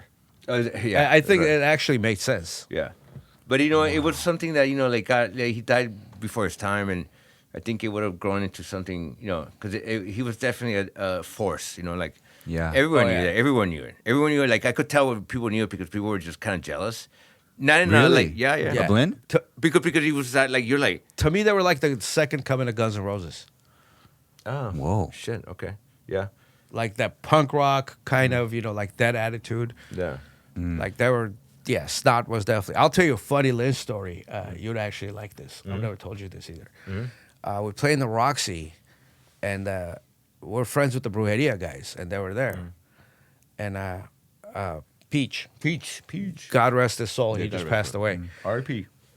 Peach was drunk as fuck, and he's throwing shit at our singer, right? Wow. But they're friends. They're friends. Okay, got it. Right? But he's throwing shit. And he's fucked up, bro. And he starts saying something from a stage. And I'm like, dude, chill. It's Peach. And then next thing I know, bro, Lynn, like Stop was playing too. He comes out of nowhere. Right? He comes up to me like this, like, bro, I got you. Oh, fuck. Brass knuckles, the whole deal. Oh, bro. we have brass knuckles on you? Yeah. You're a serious guy. He was like, Yeah. I got you, bro. Don't worry. I got this. I'm like, nah, bro. Like, it's all good. They're homies. Yeah. He's like, all right, cool. All good, bro. Yeah, there was definitely that being said, like when they started and Cold Chamber was kind of that time, there was like a brief beef because it was just I feel at the time it was like the competition got so out of control. Like it was like I think there was we were just like knuckleheads, like thinking we're just badasses. So we would Okay. just be fighting all the time, like that was just what it was. You were scrapping and they came in like thunder and we were like, fuck that. So we don't, it was always like that thing. Obviously we're friends now, but I'm really good friends with Mike Doling and the guys, but like, it was like it was a beef. It was like, because we were like, nah, man, this is my shit. This is my territory. It was weird. Wow. Yeah, it was and like they came- dogs barking their territory. Yeah, it was like territory pissings, and we're like, nah, bitch, LA's my shit. Well, yeah, you can't 'cause- come in here like that. Because you guys were It was Hollywood weird. and they were from Santa Barbara. Yeah, That's Santa why. Barbara. Oh. Yeah, we're straight up Hollywood, LA. It was like, I go, this is our shit. And we're Yeah. we're from the ghetto. We're from San Gabriel Valley. But we were from the ghetto. Like I lived in Pasadena, bro. Pasadena's nice. I wasn't in the Not ghetto. Glendale, bro? Huh? No. No, I never did Glendale. I used to have a Glendale address at one point, but I never physically lived there. I'm that Armenian. You're very Armenian, bro. You are.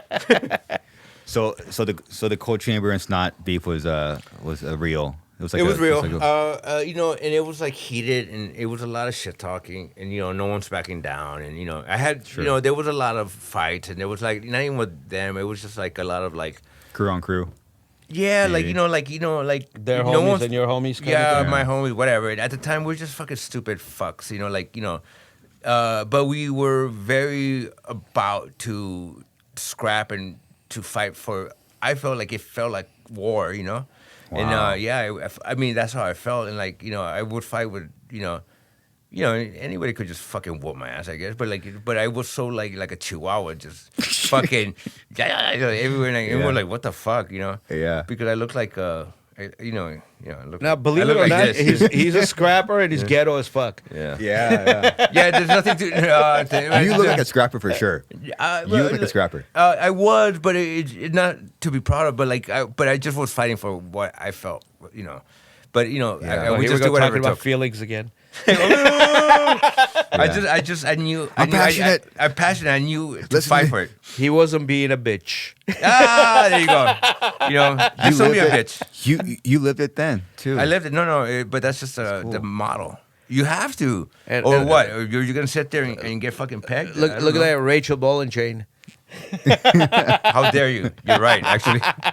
You know where that thing, like that chain is a straight up rip off from, because Yeah, why- Skid Row. Skid Row, Rachel really? Bolin. Rachel Bolin, yeah. No.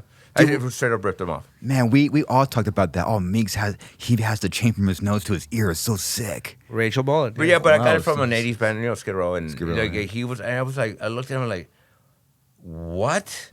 Like, I went, what? And like, I go, I'm fucking Oh ripping. shit. Okay. Yeah.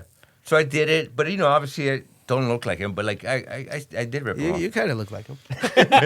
We looked Okay. I love Skid Row. Skid Row is one of my favorite bands yeah, of all time. 80s band, like, it's top for me, like top 5 or whatever, but. Yeah, for sure. But I took a lot of like that glammy, especially the second record. I took a lot of that Molly Crew, like that aesthetic of. I just took that, Huh. and in like I was just trying to just be more like, kind of like obscene with it's not to look even metal. I was just it's glam rock right there, but I wasn't afraid of that. But did it pay off? Yeah, probably not. But I didn't give a fuck. So here's a question. I actually got a question for you. I'm like totally taking over your interview. No, please. No, Did you? You're allowed. Because Cold Chamber, like you guys definitely had a very unique look. And then by the time your second record hit, especially if you were touring around the country, there was a lot of local bands that literally like bit your look. Did that piss you off? No. No. No. You always like looked at that as a compliment, kind of. Yeah. I mean, like, so I look at it. Because I didn't have a look like that for anybody to bite my look. And I always wondered if, like, okay, well, because what you guys used to call that hair, like lollipop? the Yeah. lollipop. Like the there was- lollipop hair? Yeah, Yeah. it was just a term we made. that up. that That's actually sick. turned into a thing. Yeah, it was a thing. I knew that people were doing it. And I was Yeah, like, people oh, were okay. doing it. I mean, did I get? No, I was. Just I'm like, not talking about kids copying it. I'm talking about like other bands Oh, I doing know it. that. I know. No, I know. I saw it. I was like, and it's funny because now people are wearing fishnets, and I go, oh shit, I was wearing it, but people were like calling me, the F word a lot. But now Yeah. you wear it, you're like, it's Which cool. F word? Oh, I'm not gonna say that. But like it was like a We thing. can bleep it out. It's fine. No, I was wearing things that it seemed like. Well, I think I was born from maybe like industrial or like this, but in a way that was just like kind of like what? It doesn't even make sense. I think that was our fucking goal, and I think that was not playing it safe. And okay, you're gonna face the fire, and people are gonna call you a lot of shit. I go, oh, that's cool. I like it. I actually like it.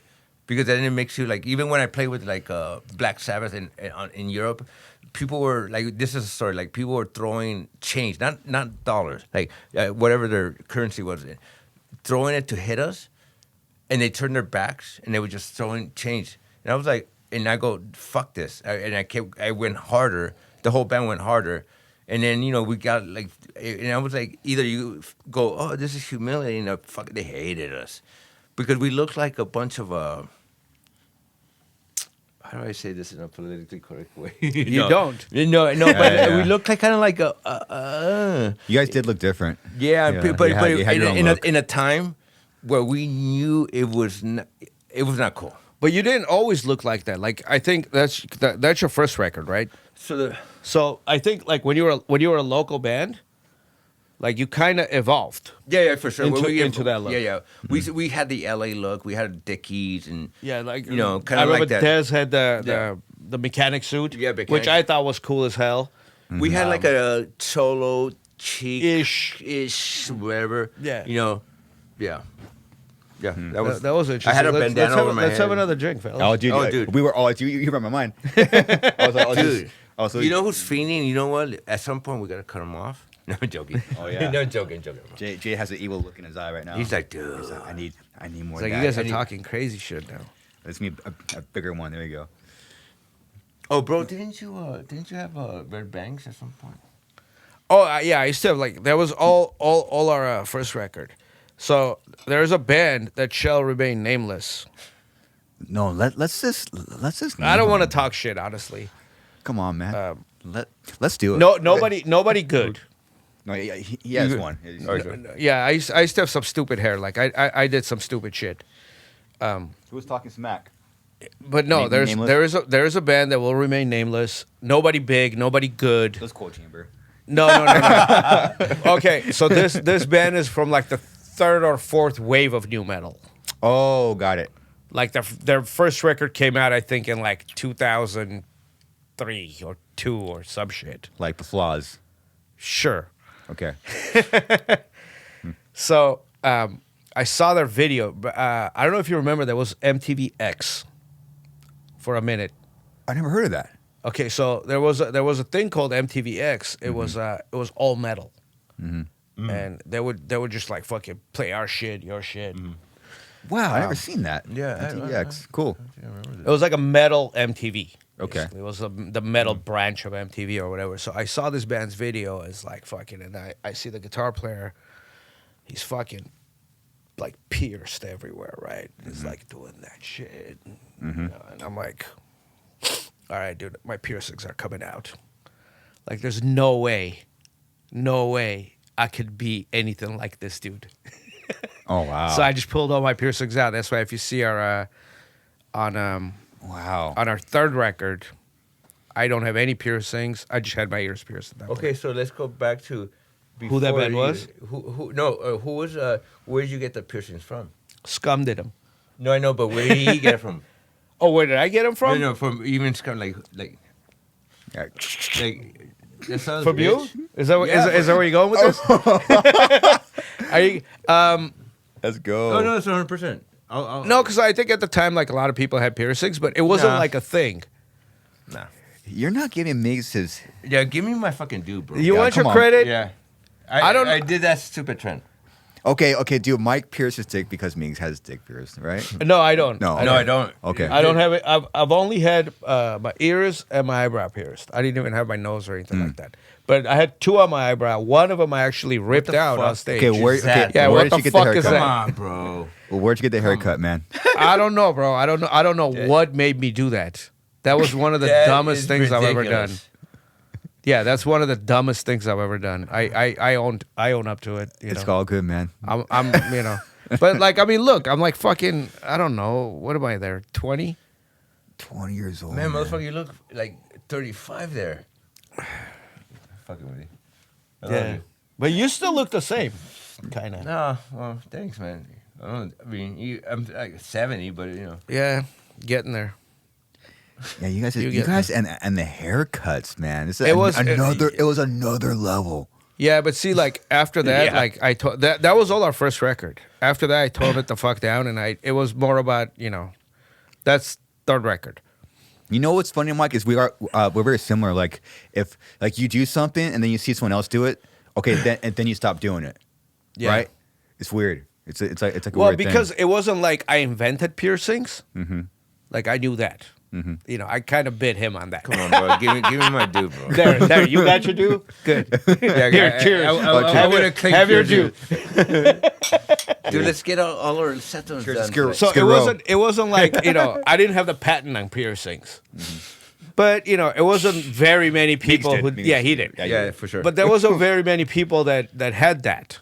And then when it became like this quote unquote mainstream scary, thing, I was just like, I'm done, dude. Like I cannot have anyone compare me to this dude who shall remain nameless. Hey, be honest. Are we gonna tell me after pod? Huh? Tell me Who you after talking pod. about? Give me the Who that initial. band is? Give me the. After What did pod. it start with? After. Tell me. P? I mean, no. I'm not friends with them. I don't even know them. They weren't from LA. They weren't That's very flaw. good. What'd you say? Huh? That's flaw. I'm a good guesser. I'm a good You guesser. actually are. I'm a great guesser. Dude, I'm not gonna say You shit actually because I are. like the guys. You actually are. It's him saying. If you talking shit. talk new metal, I would I'll just go straight to the dates and make up connections. Shit. This dude knows more about new metal than me. Like he literally is like He probably does. knows his shit. But I know that much about, like, let's say, like the 80s metal.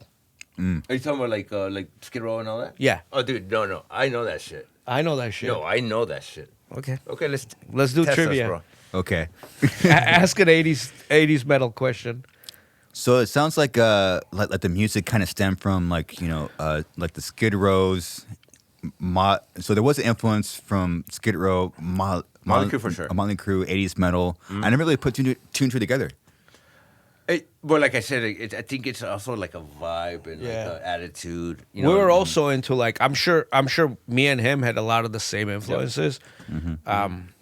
Pantera, Sepultura, fucking Sepultura is massive, man. Metallica. Of course, Metallica, Slayer.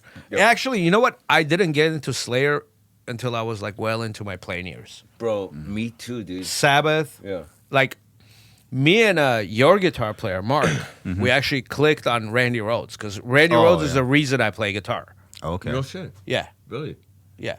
You know And what's then- weird, dude? A lot of like the new metal guitar players are so inspired by like shredders. So I was always kind of fascinated by that. See, Randy Rhoads wasn't a shredder to me. It was just like the melody of it, dude. Yeah. Like his technique obviously is I mean, that's amazing. shredding, but I mean, in a tasteful way. But yeah, Yeah. and we were when we were touring together on that Music as a Weapon tour. Remember there was like always like one local opener. on Oh every yeah, show? yeah. Me and Mark were hanging out backstage, like not backstage, like next to the stage. Yeah, it was like outside. It was outside. Yeah. And there was like there was this kid. He was like in one of the local bands, and he was just sitting there on his like little practice amp, just going,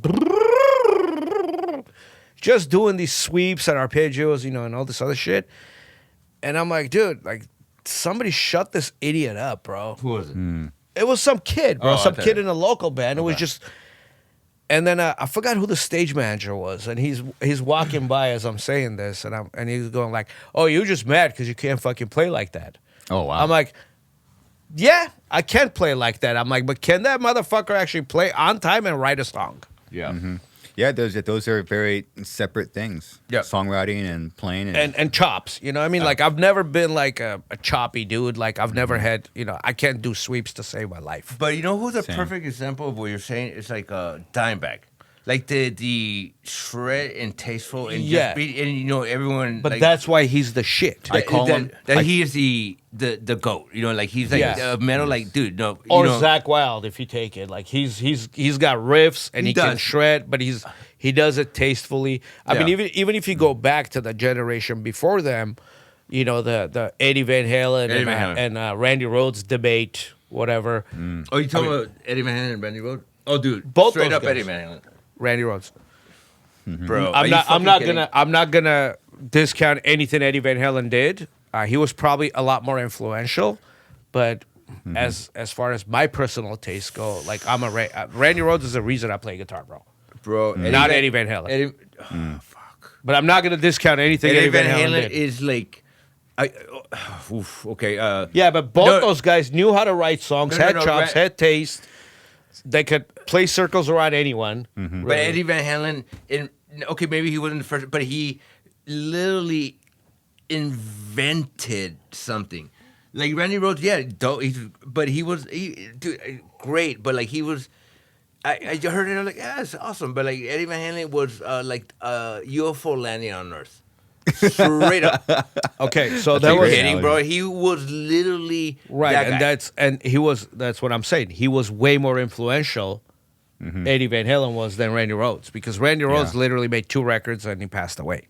Yeah. God rest his soul. And God rest Eddie's soul too. For sure. No, I'm not discounting his talent, but look, I'm very like passionate about like this. Like Eddie Van Halen, when you heard Eruption or that, right? You're like, please tell me, because I could tell you where I was at, and my mouth dropped to the floor, and I go, this is like an alien fucking it. Yeah, when I heard Mr. Crowley, I was like, what the fuck? This motherfucker.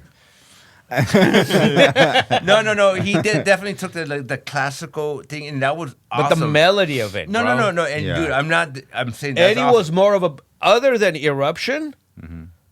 If you really think about it, and we're all guitar players, we all know this shit. Other than Eruption, Eddie wasn't like a classical dude. It was like he was literally like playing blues scales really fast with really great technique. All right. Meegs is pissed. Yeah, no, it's like kind of like other than that, like besides Eruption, like you mean the staple of everything that is literally what capsules like an actual invention, and then at the same time melody, and at the same time you're like Okay. I'm I'm not discounting Eddie. Bro. I'm not discounting what he did. No, I know, and I'm not discounting Randy fucking Rhoads, but scrap. Randy Rhoads, like, Let's do this. Let's fucking scrap, dude. but tell me one thing about Randy 3 more Rhoads. shots. We're fucking dude, scrapping. Okay, what do you want me to tell you about Randy shit. Rhoads? I think it's the fucking Dore fucking vodka. Fuck. Because I'm about to fight this motherfucker. no, but I'm saying like. Cálmate, güey. So tell me something about Randy Rhoads, which I'm not saying it's not good, but to that. Okay, here's a perfect example. Even when a girl goes, I know that's a true test. When girls are like, "Holy, what the?" I just know. And Randy was awesome, but when someone has a control that is pentatonic, and then it goes into tapping, which is like people are like, "Whoa, whoa, whoa," and then it goes into fluidity in terms of like it's almost singing. And Randy Rhoads and he did melodic shit, but it was like a classical kind of like Yeah, it was a different thing. That it was a niche. I think Eddie Van Halen was more broader, and he brought something to girls, guys, everybody. Are you talking about broader as a guitar player? Broader in terms of like, dude, when you can make a guitar, not only invent and also sing. Not saying that Randy Rhoads didn't do that, but it was a niche. He was just doing, very talented. Like, it was like, whoa, cool. But it was Okay. Classical, those scales that you're like, oh, okay. I know where you're going with this, and I'll tell you what. I think it's the vehicles that those bands were in. So if you look, like Eddie Van Halen's singer was David Lee Roth. Randy's singer was Ozzy, right? Mm-hmm. Eddie, it was more his band than Roth's band. Randy Rhoads was in Ozzy's band. So we wonder what Randy would have done. What would have done if it was Quiet Riot prior to Ozzy. He wasn't. That was like kind of his band, but I don't think Quiet Riot developed enough with Randy to be on Van Halen level. I mean, if you wear however, that I'm not shirt, going to discount that's- either of them. They're both amazing. But if you're talking like my preference out of the two, I'm going to take Randy. No, and that is like Agree a to preference. disagree. I mean, what do you but want me to say, bro? let me say something. I don't know, but like Plenty when time. Eddie Van Halen, even Plenty the time. rhythm is like it's a like a dime bag. Like it's like a groove that a lot of people sometimes can't even make Really? good. So take a riff like Suicide Solution, like.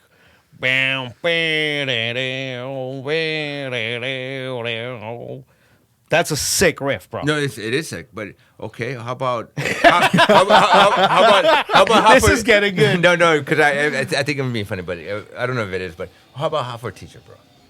That groove. What? Yeah, but like okay, like we could say yeah, but try to do that whatever but that's triplet or whatever. actually the groove in Van Halen is all Alex. no, It's the like brothers. it's that but it's that swingy like swing shit, yeah. and Alex is kind of like dare I say the continuation sort of, and definitely more technical than like Bonham. He's got that like swing. Oh, that's a fucking hot take as a motherfucker, right? Like woof. I You feel went hot. there, bro. I feel Woof, hot. That's hot as fuck. Hot. Dude, I don't want to get angrier. Speaking of No, joking. speaking of drummers, is Mikey going to join us, or is it? Dude, is it too scary? Dude, his pussy hurts. Oh, is So he decided to stay home because he had to put a tampon on. Okay. Yeah. okay. Yeah, We so- love Mikey, man. We love Mikey. Mikey's dealing with like COVID, and then he just goes, you know what? I just be respectful and just just in case, whatever. Just in case. Just in case, because you know what? I do have family. I do have, and they're older. Like in their, whatever anybody thinks, I don't want to take this in that I type got of it. thing. No, we won't. I just don't. Even if it was just a flu, I don't want you near me. I don't want to get my family, my mom and dad sick, or nobody. course. So it's like it's a respectful thing. He goes, dude, I just want to respect, and blah blah blah, whatever. And I go, cool. I go, but I am gonna talk shit. Of course. So- of course. So Mikey being like my almost counterpart of like how he like You and Mikey seem like great friends. we are great friends, but Cool. to be great friends, you gotta fucking belittle the fuck out of each other. Of course. And Yeah, of you know how course. many times he said, or I said to him like about fucking your mom or whatever.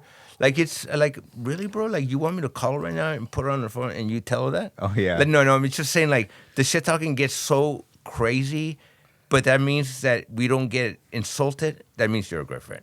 right? So if you 100%. yeah, if you could just go there and they're like, oh no shit, oh well, that was good, Yeah. That means like, cool. Of course, if it's another motherfucker talking like that, And you're like, oh, you're that's gonna disrespectful. you're gonna beat ass, but like with him, like, oh no shit, that was pretty clever, bro. And I don't know if I should talk about this, but you and Mikey had another band. That like, I think you went from one singer to another, and then you got another singer. And you we played were a right. few shows. Yeah. Yeah. They were so fucking good, man. The Really? second rendition of that band was like fucking. We Are the Riot. So thanks. fucking good. Really? Oh, Yeah. I thought so too, man. Thank you. I really think you thought, were the like- only fan, but thanks. Nah, dude, I saw you guys like play at the Viper Room. No, thanks. Man. You guys are fucking awesome, man. Oh, We are. Oh, is it? We are the right. We or Are the Riot. Yeah. Oh, yeah, wow. it was more of a rock and roll. It was. No, it was good. It was a great band. Thank you, man. We actually shared a rehearsal studio with you guys for a minute. Remember? Actually, okay. So the story with him. Yeah, it was just more of a. It wasn't culture at all. It was just No. It was cool. It was cool. Yeah. It was a great band. Oh yeah. It was just riffy and like melodic and like punky. Punky. Yeah. Oh, that's funny. Yeah, it had like those elements. It was just like everything I've done. Like it's like I didn't want to do the culture thing or whatever. I just wanted to do something different. Drop D. I think it was drop D. Yeah. Which is fucking. I would never ever think about that. But I go, I'm gonna do drop D and make it fucking. Like Dang, going drop D.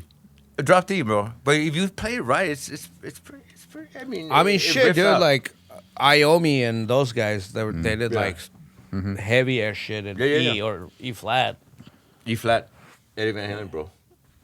Oh wow. E flat. E flat. This is not going to stop. No, bro. No, we could go on all day, dude. But you know what? And that's being said, like, how about this? Dimebag. Dude, that is like the master. Like, for Eddie Van Halen to put his own guitar in his coffin. Because he goes, Yeah, I'm that's going to sick. give him an original, deserves an original. So he gave him the guitar that's probably worth fucking millions or whatever. He put it, he goes, because he earned Dimebag it. wanted that guitar so bad. He goes, when he died, he goes, I got to give him this guitar. So here's a question: how'd you get into Pantera? Wow. How do I get into Pantera? Yeah. Okay, I'm gonna tell you a story. Like I went to go see Skid Row, Irvine Meadows. Are you Dang, fucking with Skid me? Row. No, really? yeah, no. That's how I got into him. Exactly. So, dude, because we're like old as fuck. So Irvine Meadows. Irvine Meadows, and I was like Skid Row, and then I heard Pantera, and I go fuck, and they were doing a signing at Tower Records or something like that, and I went there as a little kid. So 1992. something like that. And Yeah. Slave to the Grind tour. The Abbott brothers were like, they signed and they were like, yeah, like this or whatever. And I was like a kid with long hair. So I have that picture, or Polaroid or whatever. Is that where you got that picture? Yeah, and I showed it to them like when I was touring with them. I go, Yeah. bro, just so you know, like, of course they hear this all the time. I go, but I got to tell you something. And I share the same birthday as Dimebag. And I was like, I got to tell you this because, I know you get this all the time, but I have to tell you this.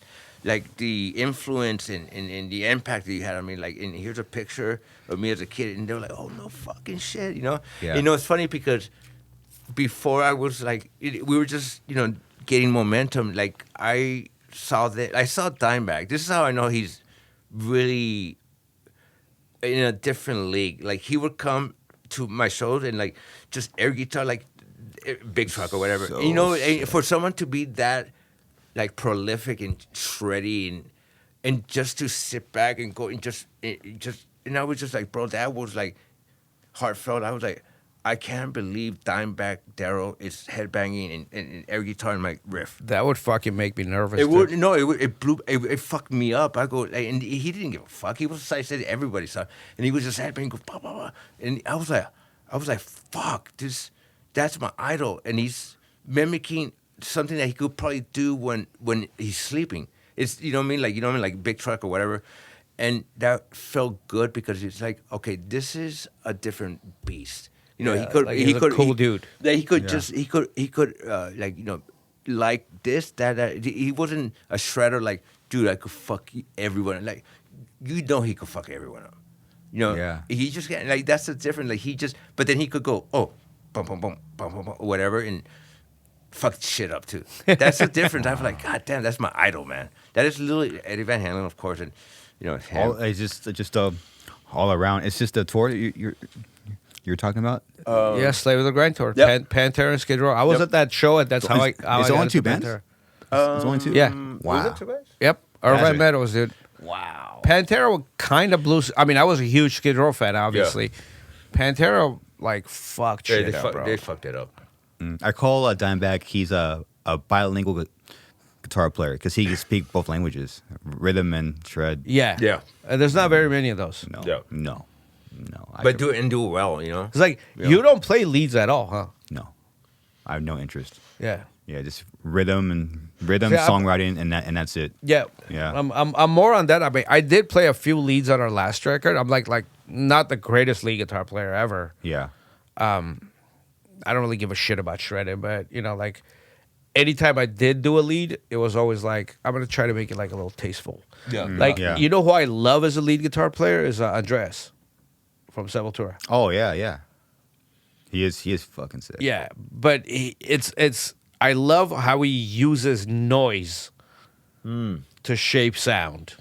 He does have his own. It's funny, like I couldn't put a word to it, but yeah, he has his own noise. Like there's it's like some siren thing he did. And I was like, oh, that's Andreas. Yeah, he had, like, his own- definitely has a signature. You know what Okay, I mean? It's can I say something? And if you guys don't agree with this, I'm gonna fucking walk out. So, okay. Tom Morello, baby. Yeah, Tom Morello. he's sick. Yeah. He's cool. Okay, so He's yeah, cool. Tom He's cool. Morello's the shit. He's cool. But remember on He's cool. Detached, He's cool. He's cool. He's cool. you don't like Tom Morello? No, I do because Yeah, I'm he's so like. awesome. No, because it's like he like changed the way I saw things. That's how. Like, Yeah, for influential sure. was. He's definitely got his own thing. I mean, he's Tom Morello, bro. But you know, like that in Detached where like that with the toggle switch. Yeah. So everybody thought I stole that from Tom Morello, which I didn't. I stole that from Randy Rhoads. Oh, it's going back. Come on, bro. Mike, Mike, you just ruined the conversation. I'm opening up old wounds, bro. Let's move forward, bro. No. You know what? You're right. But I would have. I saw a lot of shit like kind of things that were like. He was just doing something so left field, you know. Like I was like, oh dude, shit, totally. because I saw him opening up for Body Count, and dude, I've never seen Opening for Body Count? Yeah, Wow. dude, they wouldn't even. They were a local band, and they were selling cassettes for $5. Rage was? Yeah. Did you buy one? Yeah, I told my uncle because I was located. My uncle, I go, whatever it takes. Can you just grab me one of those?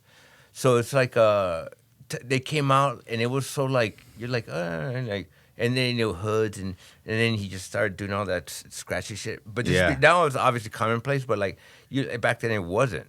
And I was like, whoa, dude, this is mind blowing. So I'm so grateful and blessed to have been part of movements that were, like.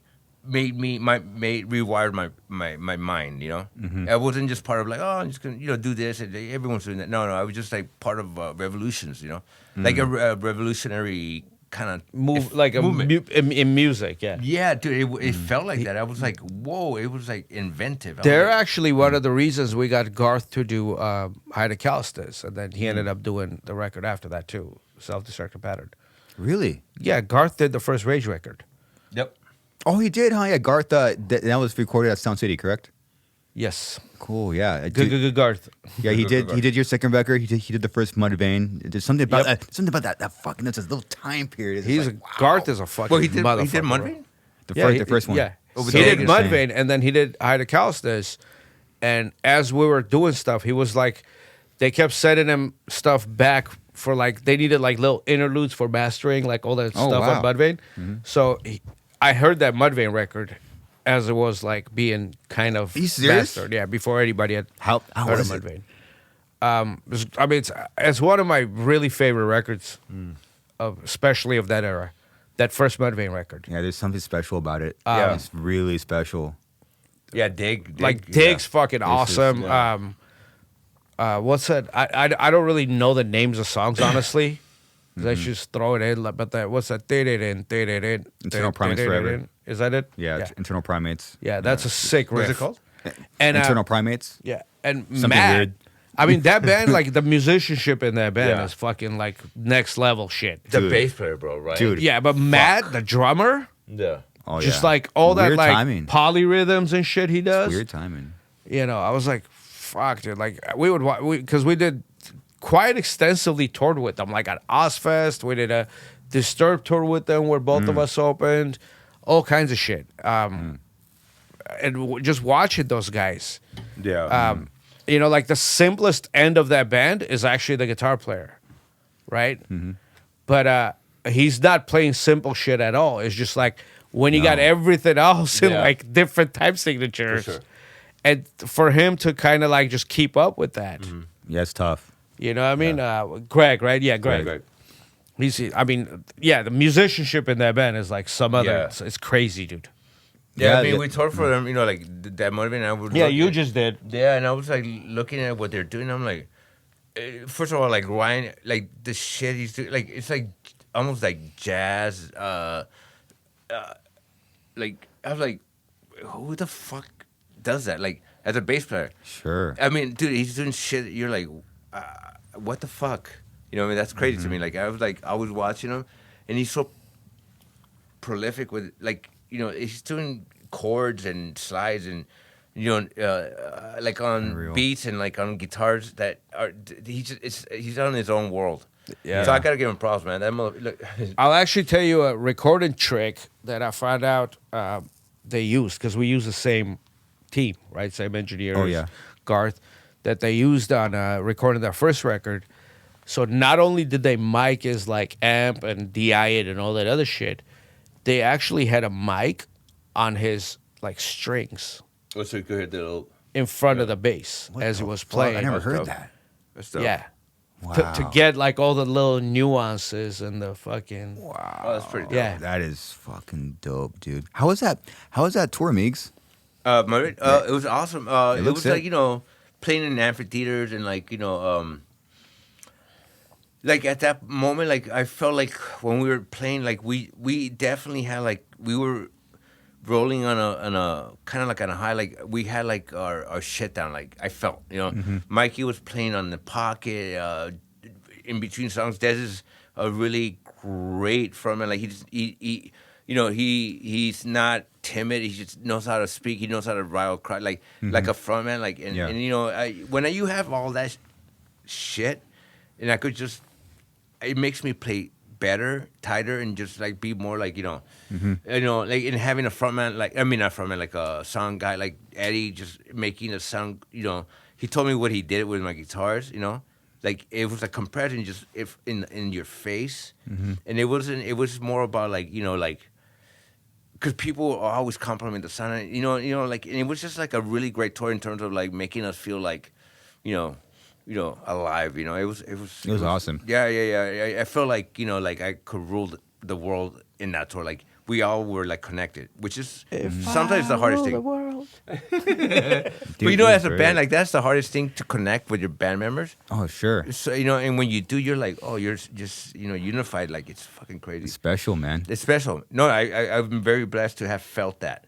Like That's great. you know, like felt like energy. Like, oh shit, you know, like we're like kind of lacquered in like Teflon. Like not, you know, we couldn't feel it. We just knew. You know, it was Yeah, special to me. It was special. Yeah. You guys, you guys reminded me that like, yeah, you need like alone time before you guys play a show. There's like, there's people always around us. I'm like, seeing you guys kind of be separated, getting ready. I'm like, oh yeah, like I gotta get back to that. What do you mean? Like we're all like in our little space? Or? No, you guys are like, it seems like you guys are getting ready for the show. if that Yeah, makes we all sense. have our little thing, and you know, Mikey is very, you know, kind of like he's a driving, like that. He's a beast, you know, like you've seen him play. Like he's a, like he goes into shit. Like he gets into like, look, man, I'm just I'm here to destroy the drums. I'm not gonna play the very, drums. very and successful. bleed on them. I'm gonna very successful bleed, at and it. I'm gonna. Like I told you, like he's my idol in terms of like he makes me go. That's how you make motherfuckers feel.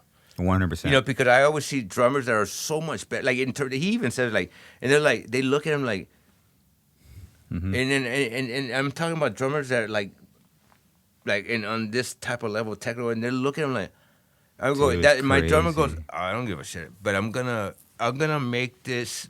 I'm gonna make my drums collapse tonight, and he fucking sick. does it. But he's a strong motherfucker. He And is, also man. he's theatrical. He's very showmanship. I go, I think you always wanted to be the singer, bro. Because like he's so showmanship, like he's Most drummers are failed singers. the motherfucker can't sing for shit. Oh my But look at him, goodness. he's like doing shit like you're like, is he okay? Like like you see him Yeah. like, is he okay? Like what's wrong with him? No, but I mean, in all honesty, you guys have always been a really good live band. Yeah, thanks, man. That's our Totally. strong point. We were always trying to do that. And Like I've never, I'm sure you've had them, but I've never personally seen a shitty Cold Chamber show. And I've seen Cold Chamber from like when they were a local band, all the way to I don't know, I can't remember the I last think time I those seen were it. shitty. I think. I'm I mean, sure they were very energetic. I'm sure you've had shitty shows. We've Yeah. everybody's had shitty shows, but I've never seen you be shitty. You know, I mean, you've always like at least delivered a certain level of Yeah. quality Yeah. in a live show. Are the stories Thanks, man. true? Like you and Des would get in fist fights on stage? Is that like a true? Yeah. Yeah, yeah. But I go. Those are like such things that happen. Mike like, wants to say something so I can bad. tell you why I know that. Because my tech, Chris, was out with him. Because this is like I said, we never really toured together because it was weird. They were touring, we were making a record, we were touring, they were making a record. Otherwise, I'm sure we would have toured together. Sure. But while we were making a record, my guitar tech, Chris, was out with him, taking yeah, for him. yeah. And he calls me, he goes like, dude, the craziest shit just happened right now. So I know it's true. No, What it is. exactly happened, I don't know. I wasn't there, I can't say. Look, man, like we were fucking super We need- emotional, okay, and Meegs. I just go off. Meeks, give me like an example of a show. We need like a solid story. Like what happened? I love you, Des, and this is not to disparage anybody. Like I just was out of my mind. Of course you were. We all were out of You our mind. both were. Yeah, and I think course. I think I don't. You're a cold chamber, man. Yeah, and I just get was it. like in a headspace where it's like, what I said, like, oh, I just okay, I and nothing, everything disappears, and I'm just laser focused, and I just go. And this is not a right thing, but it's just vengeance or whatever. I'm just out of my mind. So I did fight with him on stage, and nothing to be proud of because, of course, we're family, we're brothers. But like, I'll own up to it. I was just out of my mind. I was just a idiot with a complex of probably a lot of part insecurity or a lot of part like angry, a lot of part with trauma of whatever, and then I took it out on somebody that I felt was attacking me, and he wasn't. I don't, it's just a longer story, deeper, but like, and it kind of just went into a thing that, like I said, I'm not proud of, but like I made up, and I go, dude, I'm always sorry for that, and I go, no one deserves that. But I know that back then I was just a maniac. Like, no, straight up maniac. And not saying like, Yeah, he tough was. guy. I was just a maniac. I'm just saying like a dude that you're like, there's something loose, I go, and I go, So yeah, loose. I know. And that would always be with everything. Girls, band, like nothing. I was just like, dude, I just want to, I guess the feeling of destroying the world and taking no prisoners and just go, dude, I don't care. It manifested in other Everything. areas. Yeah, so yeah. that means that everything, I'm going to burn this motherfucker down. And that is something that, look, it could probably have worked, and it did work with certain elements, but I was destructive and on the verge of like, I go, look, man, if I want to feel like I own shit, I'm going to burn this bridge because I'm going to cross it, burn it, fuck you, going forward. You know what I mean? Like, and so that mentality was like, it's very destructive and on the verge of like, it could have led me in a really dark, very fucking bad way. And I had my wife and I had family that were very supportive, and to have felt. I don't know. I think I don't want to get into this type of shit, but like because this is something I have dealt with people. It's like to have that kind of that nature is not good, but it's also probably good in terms of, do you want to make a mark or you want to be a bitch? You know what I mean? No, I just want to It be all back circles back to don't be a yeah, bitch. I just want I got to it. bring in a I little got more it. humor. Just, Yeah, but yeah. but that's just the way I was, and Yeah. and I always apologize, and so everything I burned down, like I try to I apologize, not like an AA thing, like it's more like the not 12 steps, but like the steps that I have to take to make, even apologize to ex-girlfriends, to go, look, man, I'm sorry. I don't want your forgiveness, but I want you to feel me, and I want you to know that I fucked up. And for me as a human, I know that's the only way to be, because if I say something, I don't want you to say, I don't want to feel better. I just Yeah. want to feel relieved that I made you feel better. In whatever little speckle of things that I go, hey, man, humble, and go, look, man, look at me. I'm sorry. I fucked you up. I fucked up. You know what I mean? And that's something I told dads and my girlfriend or blah, blah, blah. Even my family, but my family will always will be there to the death. And I know that, and as a motherfucker, knowing that someone will just be there no matter what, that is not good. I mean, saying like it's Sure. like, but to what's good for me is to go on a path like of feeling like I was telling someone earlier, like the atonement, like the relief, like, look, man, I want you to just live your life happy, and I'll live in that kind of like that mindset of like, I think this is just what I have to do, and like the suffering of or the I don't want anybody's like accolades or anybody's like I don't want that. I just want you to know that that I fucked up, and that is a Yeah. big thing for a human to go, dude, I really fucked up. Yeah, as long as you don't fuck up again. No, and, no, and yeah. if I do, I want somebody to literally fucking punch me in the face, because that is a lesson that a lot of people don't know. Like Mike Tyson said, look, dude, people talk shit until you get punched in the face. Yeah. I go, It's you know very what, bro? different. Like for a guy like me, like, go, dude, if someone just fucked me up, it will make me go, fuck. And that's happened a lot. So I go, you learn lessons like that. So Yeah. for as a human, you have to be like in tune with people. I go, like, I would never fuck with Mike. I would never fuck with you. Like, why would I do that? But Yeah. back then, I probably would have, Sick. because I'm an idiot. But now I'm like, no, I wish I was- You never have. We've always been cool. Even when you were crazy, we were cool. But I mean, it's But, yeah. it's tough because you need to be a certain way to write the music that you're Sure. writing, but unfortunately, we don't have the tools to compartmentalize it. Yeah. And it manifests everywhere. Yeah.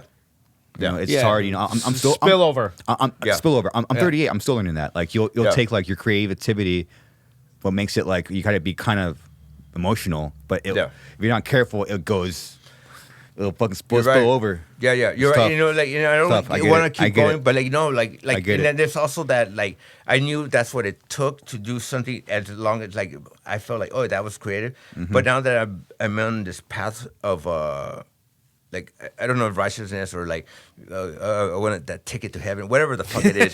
Like, whatever. I'm just trying to make Meegs, it. you are going to heaven. I think. You are. Heaven. But like, Good guy, man. I go, but I'm also, am I losing that edge, or like, so I'm always on like, my mind is like, I wake up, I go to bed, like going like, it's like I go crazy, because I go, what can I do today to make things not just better for people, like, but for me to like have that edge over that guy. Mm-hmm. And it's like something, I don't know, man. It's like a hard. I can't sleep, or I can't like because I think too much, and I think too much of other people. I think too much of my craft. I think, whether I succeed or not, but I'm okay to fail. Mm-hmm. I'm okay with that, as long as I did my shit. Yeah. You could go, it just sucked. I go, oh, okay, boy, I tried my best. Do you look back at like those times, like in like those times still haunt you? Like Yeah, for sure. Because it's like, because no one deserves, like how the fuck do you let this little motherfucker talk to you that way? You know what I mean? Like, so that haunts me because like I just had more of a like I had no fear and like I said, the music and all that. But I always it haunts me because it's like no one fucking deserves that. Because who the fuck am I? You know what I mean? Just what do you think? You because I'm a big. I don't think I'm a rock star or whatever. I just had a lot of like Aggression, angst, chip on your angst. shoulder. Chip on And my I shoulder. mean, That's it. It's kind of tough too at the same time, especially when you're young, dude. When Yeah, like you 22, 21, whatever. You're literally like in this 45-foot tube with like 8 other, 9 other, 10 other dudes traveling for a year straight. And, Yeah, man. and everything's within reach, and everything is okay. It's okay to drink a gallon of vodka and punch someone. It's okay. Everything's acceptable. You know what I mean? So in a weird way, you kind of get used to that. It's kind of like a license to kill kind of thing. You know what I mean? Wow. I don't know if you ever thought of that Yeah. way, but you know what I mean? Like we've all been through it. Yes. And it takes, and sometimes it's very easy to lose control. It is. Very- Because you know what? I don't give a shit what you do. Your tour manager will bail you out. You know what I mean? Yeah, and it's like you're living a fantasy and you live in a bubble. Yeah, you're not in reality. You're not, totally in this a is bubble. not reality. Like I tell people, like this is where it was hard, and for me to ground and to be like that thing I do. It's like because I go, oh, everyone's human and I'm human. Like, who the fuck am I? You know, like this is a fucking fantasy. Yes, we are creative and we did create that, but like this is not real life. Yeah, but it doesn't give you the right to No, you can't Yeah, be yeah. an think I'm asshole. above this and that. But all of a sudden, then you got a whole other group of people. Be it I don't know if it's your management, your record label, whoever it is, even fans that are just kind of feeding it. For sure. Like they're Yeah. feeding your ego, and you have to be one really grounded person to kind of like not let that affect you. And it's really hard to do, and sometimes almost you lose impossible. control. It's almost impossible. You know? It is almost impossible. Yeah. It's like such. Yeah, it's so fucking. Yeah, I mean, like imagine like people think, oh, dude, you're 8 feet tall and you have big muscles, and they tell you over and over. Yeah. You're like, yeah. And everything's I'm Arnold acceptable. Schwarzenegger, So Yeah. you actually believe the stupid You hype. start believing your own bullshit. Bullshit, You yeah, know yeah. what I mean? But it takes being older and wiser. Yeah, you know? Yeah, unfortunately, it only comes to A few age. failures, A lot of failures in age. You get that perspective. Yeah. Humble. Humble, be humbled. Yeah. It sucks, man. It sucks. You don't think I want to be Keith Richards? Like just fuck it and be successful from here till you're 120. Like. And you 120 live is it, good. yeah, you're like, fuck it. But you know who I met? I mean, it's not like I'm friends with them or anything, obviously. I'm sure you met him too. Tony Iommi. I never met him. You guys toured with them, didn't you? Oh, I did meet him, I guess. Wait, So- no, I'm not even trying to be funny. Like, I think you're right. Okay, let's see. So anyway, you're talking about Tony Iommi, dude. Like the godfather of anything that's metal. The dude that Yeah. like literally Godfather created of riff, metal, dude. right? Yeah. The baddest riff writer of all time, arguably one of them at least. Dude, one of the most humble, like well-spoken. I don't know, like you see a dude like that, and then it's like, dude, okay, like I know who you are, I know what you've done, and Yeah. if anybody needs to have an ego, it's you. Yeah. And then, like, alternatively, you run into some douchebag in, like, some fucking ass local band. Oops, I said Yeah. it. Beep You it. might want to Yeah. add that. But like, no. His name was Meegs. But I feel like the biggest rock stars is the most humble because like they're Because they're confident in what they did. confident. And they Motherfuckers going up the treat you stairs. like a human. Yeah, and people that trying to go up the stairs and they'll kill their own mother, kind of. You know what I mean? Then you run into, Yeah, like, yeah. some dude, who's, like, I don't know, maybe, like, sold out the whiskey one time in his entire life. And he thinks he's the Oh, shit. I've seen and- that. It's so weird. It's like, Bizarre. bro, like, that dude was one of the nicest guys I've ever Yeah. met in my life, and had like maybe a 5-minute conversation with him. And what are you gonna tell Tony Iommi, that like he's the best? Yeah. Yeah, sure, he hasn't heard that before. Yeah. You know, But just on that level, you know, it's kind of crazy that you know, that happens. Yeah. Yeah, how was what was it like for you, Mike, when that transition from your first record to the second record? Because then things, that like year or two, I think like the whole world changed. And what like how was that experience for you recording your first record to your second? Okay, so our first record, so towards the end, our first record, I don't know if you know, like we kind of it was considered a failure. Really? Yeah. Oh shit. B, we were pulled off the road because, you know, at the time, Roadrunner bands like Cold Chamber, like Fear Factory, like, you know, Machine Head, you know, all those bands, they'd be on tour for like 2 years. Our first record, we toured, it came out in September, we're done by May. The reason we're done is, I don't know if you've heard of this, I know you have. We were on tour with Fear Factory, System of a Down, and Head PE. And us, Fear Factory, and System of a Down shared a truck. That truck got stolen. All our gear got stolen. Oh, shit. And guess the only band that didn't have insurance. You guys. Yeah. So literally, like your entire, everything you have got stolen. All my guitars, amps, everybody's shit. Drums, everything. I heard this rumor. So yeah, a semi got stolen, right? A truck. It wasn't a semi. It was a Ryder truck that was parked in front of the hotel in Philly. And then I guess like some people just broke into it, stole it, and then we got to the venue and the truck wasn't there. Then they found it like later, I think a week later in Jersey somewhere in a warehouse, burned down. Burned down? Yeah.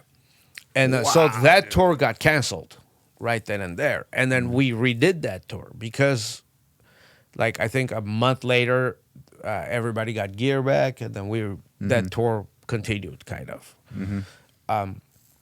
So what ended up happening is we're costing Roadrunner too much money. And again, I'm going to compare it to Cold Chamber because like literally that was the only other band that was like it was Cold Chamber and then they expected SpineShank to do what Cold Chamber did. Well, Cold Chamber was on tour for like 2.5 years on that first record. And I don't know if they got it then or it was a damn near a gold record, and I know that record went gold eventually. It's not damn near. It was gold. No, I know it went gold eventually. That's what I said, Fuck but yeah, I don't know. dude. Let's go. Flexing over here. Come on, dude. But I don't know if it was gold right then and there. But it was. If it wasn't, then it was damn near it. Attaboy. My wall disagrees with you. Yes. But okay. There's a plaque there. But So in any case, Attaboy. Attaboy. and then they were gonna put us on tour with Vanilla Ice. Oh, what the hell? Remember when Vanilla Ice made a rock record with Ross Van Robinson? Winkle. Oh, yeah. Yeah. So they were going to tour. They wanted us to open. And then Cold Chamber was about to go back on tour. And for whatever reason, we didn't tour together. Anyway, we got pulled off the road. And it was like, go write a new record. That was it, you know? Dude, okay, can I Wow. ask you something? Are you a bitter because I have a gold record? Yeah, it might show. No, No, let's- not at all. I'm actually very happy that you do. You know, There we go. I'm very happy that you do. But you got Grammy nominated. Yeah, and I got Grammy nominated and you didn't. So like, we will, hey, Touche. put us together, and we're a fucking powerhouse. The powerhouse. Dude, the three of us, we're a powerhouse for sure. Oh Dude. fuck yeah! That's sick. The fucking team effort, dude. So you got pulled off the road? So we got pulled off the road, and Roadrunner was like, go make another record. And we're like, what do you mean, bro? We need to tour for like 2.5 years because that's the thing to do. And that record at that point, it sold maybe, I don't know, like 40, 50,000, if that, which, like, I mean, that's a fucking failure. I know. When you got a band that was just as funded, just as this and that, like Cold Chamber, who did 500,000, for you to sell like 40, 50,000, that sucks. Yeah. So we were at home, we were pissed, and we were writing a record. And High to Calstus, we definitely took a lot more seriously. Because Strictly Diesel, I don't feel like that. It definitely represents the band at that time, Sure. but it doesn't represent the band. Yeah, your second record was definitely like I was telling him I would It was play like it your backstage. sound. Yeah. Yeah. I think that was SpineShank. Yeah. Like the first record was like, it's cool, but like the second record was like, Oh yeah, there you go. I would play it before I would go on, and it was just me and Mikey were like, dude, this is the shit. No, thanks, guys. Yeah, no, for Yeah. real. No. Thanks, Mikey. Yeah, man. And hey, Garza used to come out on when we toured together. You'd come out and do What High an to honor, Calstus with man. us. Dude, that was an honor for me. What song? The Hydacalcus, the title track. Mm-hmm. But nobody's ever done that. You've been the only person to ever do that. Yeah. Wow. I was so nervous to be on tour with SpineShank. I had to get blacked out drunk and sit in the back and ask Rob, your bass player, to sit in the back of your bus until you showed up. Really? That's what happened. That's crazy. Yeah. Because you played it. I was so nervous. I was telling you this story the other day, and he was like, dude, can I play it with you? And I'm like, yeah, bro, fuck yeah. I'm like, but can you play? Like, do you know the song? And he like busted out and everything. Yeah. I'm like, dude, you played better than I ever did. Well, that story, like, he went to our rehearsal and he played local. Like, not that it's hard, but like, I was like, oh, this motherfucker has the nuances and the thing. I was like, oh, no shit. You know, like, sometimes I feel like, oh, certain nuances. I'm going to come to your rehearsal and play loco. Can you I play? think I can. I think. Yeah, I'm It's only pretty two sure. notes, so it's, you know, it's not that hard. I think the only part I don't know is the I don't know the notes of that. Oh, that's a simple. What is it? I think it's 2 3 0 2 3 0 2 3 2 Oh, 1 2 1. whatever. Okay, whatever. Yeah, it's just chromatic. It just goes up and down. Chromatic. So yeah, and then I mean, when we did Hydacalcus, we were pissed, but we were definitely a lot more focused. It's a more complete record. We went to Canada to record it with Garth, and we took that seriously. At that point, it was like do or die, and I feel like that's when, like, as an artist, I was like focused on my art rather than partying and chicks and whatever. Record cakes. Yeah. The whole. Yeah, that Gotcha. shit. You know, it was like all about, okay, like we're going to make a fucking record. We're not going to fuck around. And that was really the mindset when we made that. Like, I think It's well, at focused. least some of us grew up. Yeah, when you're trying to grow up, it's hard to get everyone to grow up at the same time because everyone's living life at their own pace. Yeah. And some people are still where they are on, you know, your first record. Yeah. Yeah, I feel you, man. It's tough. It's tough. Do you still talk to any of the guys, Tommy, Johnny, or Rob? Rob, I talked to. In fact, Wow. as I talked to him yesterday, he says hi to everyone. Oh by the hell way. yeah, I man! love Rob. I told him I'm gonna up, come Rob? down here. He was like, dude, because he's like, let me know what you guys are gonna do after and this and that. And I talked to him last night. I was like, I'm like, this is what we're doing. He's like, dude, I can't come out. I got this and that today. I'm like, that's cool. He's like, well, tell the dudes I said hi. I love them. That's cool, man. Hi, Rob. Yeah. Yeah, it's unfortunate because it's like Culture played like those like Sick New World festivals. SpineShank would be so perfect on the shows, man. I mean, it hasn't happened in a few years, but once a year, I would get a call or an email from one of the agents in the metal, you know. Mm-hmm. And they'd be like, you think, you know, you could do like a SpineShank reunion for this festival? I got an offer, like I could get an offer for like, let's say 10, 20 grand for this festival, blah, blah, blah, blah, blah. Mm-hmm. Nah, I'm not interested. I mean, this is just my take on it, at least. Sure. It's never going to be the way it used to be. We're as artists, I don't think that band has anything better to offer. So is our live show going to be the best ever? Mm-hmm. And if it's not, there's no point. Yeah. It's going to majorly, at least me personally, it's going to majorly disrupt my life. And what are we doing this for? You know what I mean? Like, what's the point of Yeah. doing it? It needs a Is a it a- purpose and a point. Yeah, you know what I mean? And like, if you're gonna say, okay, you know, we're gonna offer you X amount of money, really not worth it, because maybe, if it was a scenario, and this will never happen, where, okay, I'm gonna show up, play a set, and leave. Sure, that will never happen, because in order to do that, you have to have at least 2 weeks of rehearsals. And God knows what the fuck else is going to happen. And you need a crew, and you need, I mean, you know, we all know the logistics that go Yeah. into doing this A and lot making this happen. goes into it. It's not just, you know, like, oops, we're on stage and we're playing a show, and then later, guys, Yeah. that's not going to happen. So I think, you know, I'm more of like the subscribing to the philosophy of let sleeping dogs lie. You know, like what we did is cool. Leave it there, man. Like everybody needs to move the fuck on. Yeah. Whatever it is they're doing. Yeah. Yeah, it was just me and along with other fans were curious, so I appreciate you answering. At least that's my take on it. Yeah. And I can honestly, I will guarantee you, if SpineShank were to play a live show, they're not going to be or we're not gonna be. I don't even want to talk in terms. They're not gonna be. Yeah. We're not gonna be as good. We're not gonna be better than we've ever been. And if that's not it, then like you're talking about some stupid nostalgia shit. You know what I mean? Like there's no point of that. Yeah, you're not a fan of nostalgia at all, huh? No, because I'll tell you this. Okay, so there's been like revivals, I guess you would call that. So I've seen Cold Chamber, who are from the same era, play shows now, right? Cold Chamber's better, or at the very least, as good as they've been. Oh, thanks, man. Mike's being very nice. It's cool. He's very, very nice. You know what I mean? Like if Cold Chamber were a bunch of like fat old dudes, barely like making it through a set, I would tell him. I'd be like,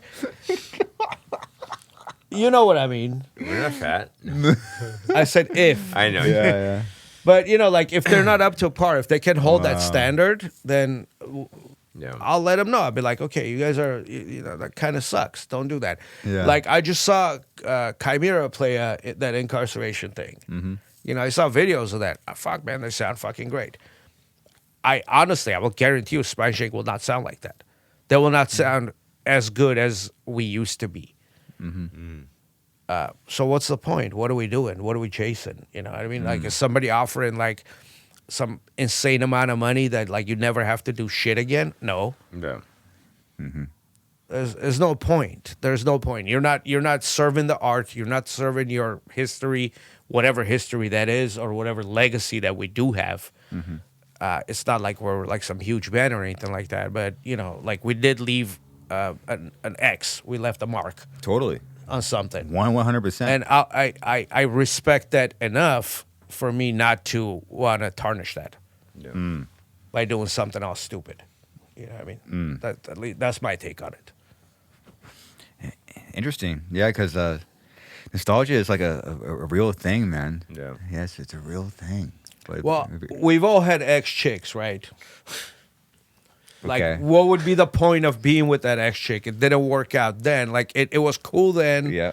But, like, you know, I had a chick when I was, like, let's say 25, 30. Sure. You know, I'm 47 years old, and she's, like, let's say 45. Yeah. It ain't the same, bro. That's never going to happen again. Yeah. It was cool then. Let it be then. Let it be a cool memory in your head. You know, like whatever. If you have pictures, Yeah. put them up on the walls. Yeah. It was like a lightning in a bottle. You know. Yeah. Sometimes things are just like that. You know. Yeah. Yeah, I think every period in your life, whether you know whether it's personal, professional, whatever, has its time. You know, I mean, it's cool then. It's a if you've left something, if you left a mark on the world of music, whatever it is, the world of business, it's cool, man. Let it be there. Learn from it. Move on. Progress. Well, at least you took that and manifested that into a career. Now you're taking a whole new journey. Right. You know, because musicians are obsessive and crazy, so you could channel that passion into something else. Yeah. Yeah. I mean, and you know that's cool. You know, like I'm not a different person. I mean, I'm different in a lot of ways, but in a lot of ways, I'm the same person. You know, I mean, as you grow, Yeah. like the things that were important to you are not important anymore, and then like True. some shit that you didn't think would ever be important to you is all of a sudden important. That is true. And now, like, getting older, family is important. More important, a future family is important. Yeah. Your wife, your girlfriend or your wife is important. Yeah, It's- that kind of thing. yeah, Family, stability. priorities, you know. priorities are, changing. You know. Yeah, and as long as it's in the right direction, I guess. Sure. The change, then it's all good, you know. Or at least, like I said, it's all a journey, dude. Like It is. Yeah. all of us, we're gonna get to a point where we're no longer gonna be on this planet. Yes. Did you really accomplish everything you wanted to? That would be the question, you know. Like, how was your journey on this planet? You know, how many people did you piss off? Meegs is not stoked. I could answer that. Yeah. Yeah. It's tough. Yeah. Yeah. Well, just one person a lot. Just a singer. A lot. Dude, what's up with Dez, man? Oh, Is he okay? well, okay. So obviously we put it out there that we had to reschedule because. So he has years and years ago, COVID. It did affect his heart, and he's always had kind of like an issue. He had to go to doctors. So the thing is like he in his house he collapsed, right? Like, so they took him to the hospital. They don't know what the hell. Like, it's either straight. I don't know. We don't know. He's still getting CAT scans and all that, but. So we were like, fuck, we you know what? I don't want that to happen. Well, we're playing like a 5-6 week tour, you know. So we're like, you know, why don't we reschedule, and then so that's what we did, and so we're adding more dates, and we're just gonna make it bigger, meet and greets, everything, the whole thing, and so we are at this point we are playing Aftershock. It is one show. There's enough time for him to rest and. It's like 30, 45 minutes, whatever it is. It's a short set, 45 minutes probably. And so we're going to do that. Unless something happens, obviously. But it's, yeah. I mean, we're rooting for him and hopefully, like, he just takes a proper doctor's advice and just, Yeah. we're all getting older, man. And we're all just, we got to take care of ourselves, man. Yeah, man. We're not 21 and fucking, invincible. Yeah. So wish him well for me, man. Yeah, no, for sure. Yeah, he would appreciate that. Yeah, I'll tell him. Yeah, man, it's scary, dude. Yeah, it is scary, man. Fuck. Because like they're your friends now, especially now that we're bonded back, and you're like, oh no shit. And he called, we go, I'm sorry, man. Like he did, and it does. But we don't care about. We just care about his health. So we want to make sure he's okay. And then like if I have to really believe this, he will be okay. So we put all our put it out in the universe. He's gonna be okay. You know what I mean? Like he has to be okay because I want him to. Dude, if the band didn't even like do anything again, I just want him to just be happy and live life and be okay. That's at this point. That should be your main concern. Yeah. Yeah. It sucks, man. So COVID really fucking hit him. Yeah, I mean, like he said it affected his heart. Like he has like some. Look, I don't know the specifics, but he definitely every time he plays, he goes, dude, I don't breathe. It's I get winded in a weird way, or whatever. And he goes, dude, it's just like, oh fuck, he's always having an issue every show. Like it's just like, I was like, fuck, dude, man. Yeah, so it's like one of those things. I'm like, it's life, and we're just. Yeah, and you guys still go off too. Huh? You guys still go off too. Yeah, and that's a big part of our shit. And it's like, maybe you guys should do like an acoustic tour. Yeah, we should. Yeah. We should just play Nadia doing like a stand-up bass. Yeah. Yeah. Did you ever hear Nadia's other band, Farrah Mesmer? Yeah, I loved it. Fuck, dude, that song they had, I did like a remix on it. Oh, you did? Yeah, they were mixing it, and I did a mix. I have it somewhere. Forgot what it was called. The song. So they're good, though. a really good band. So fucking good, man. Yeah. Yeah. Now they had this band, like like at one point, and it was like a kind of like like what do you call it? Like Farrah Mesmer. Yeah, it wasn't heavy. It was rock. It was rock. Yeah. I don't know. I have the track. I'll maybe with Nadia's permission, I'll send it to you. Sick. It's so good though, so good, bro. Hell yeah. It's cool to see you still fucking anthem music. It's nice. Yeah. You know what? I'm not like if you notice, everything I talked about is like from back then. Mm-hmm. I don't know anything about the scene. I don't know what's going on in it. I don't think anyone does. I don't know anything about any like literally. Your band is probably like the newest band I'm into. That's sick. You guys are a fresh new band. We're a brand new band. I don't know, I don't know anything that like really came out after you guys. Wow. I know nothing about it really. That's crazy. That's sick. Well, to be honest, I'm in the scene. I'm in it, and I don't really know what's going on. So it's okay. It's fucking impossible, dude. There's so many bands and There's a lot of shit bands. going on. It's it sucks. Yeah. a lot of brain power. But Yeah. love it. Yeah, actually, I owe her a bottle. Well, I owe her a shot of vodka because me and her were always talking about vodka, and then so maybe I'll give her a bottle next time I see her. You should. Sick. I hate keep going back to NRG, but that fucking timeline was just like, it started like everything. So you went there because of Jay. We went Jay there because of Gordon, Jay. and Jay Gordon was the reason. Wow. Yeah. How did he find it? Not sure about that, but I know either he was friends with Jay Baumgartner or he just pulled a favor and like, dude, you gotta get this band in. What the hell? Yeah. Because first it was White Zombie. I think it's the oldest band that was somewhat heavy that recorded there for Astro Creep, and then it was the self-titled Cold Chamber, and then Strictly Diesel and Paul Leader were recorded around the same time. Same and then exact that's time. just like, then everybody went there. Well, Yeah. Korn. I mean, we were only there for 2 months. Korn was there for probably like 6-7 months. That's insane. And they were. This is like when they were going through their Coors Light phase. Of course. Yeah, I don't know why anybody would. Did Korn go there because of Jay Gordon, you think? I Why did they go Nah, there? man, I You know that record was like. Why did they go weird. there? Wait. I think who the fuck produced that record? Was it That's Steve a mystery. Thompson? That is a big steal. Steve Thompson started it, but then Yeah. he wasn't there. He Yeah. like they got rid of him, and it was if I'm not mistaken, was it Toby Wright? Mm-hmm. Yeah, Yeah. It's a mystery, but I mean, from outsider, I could only assume that Steve Thompson was there, and then Toby Wright engineered. Yeah. From what's clues that are out there and like conflicting stories. Yeah. It's so bizarre a record that massive and important. Like there's not really a clear story or answer. It's because weird.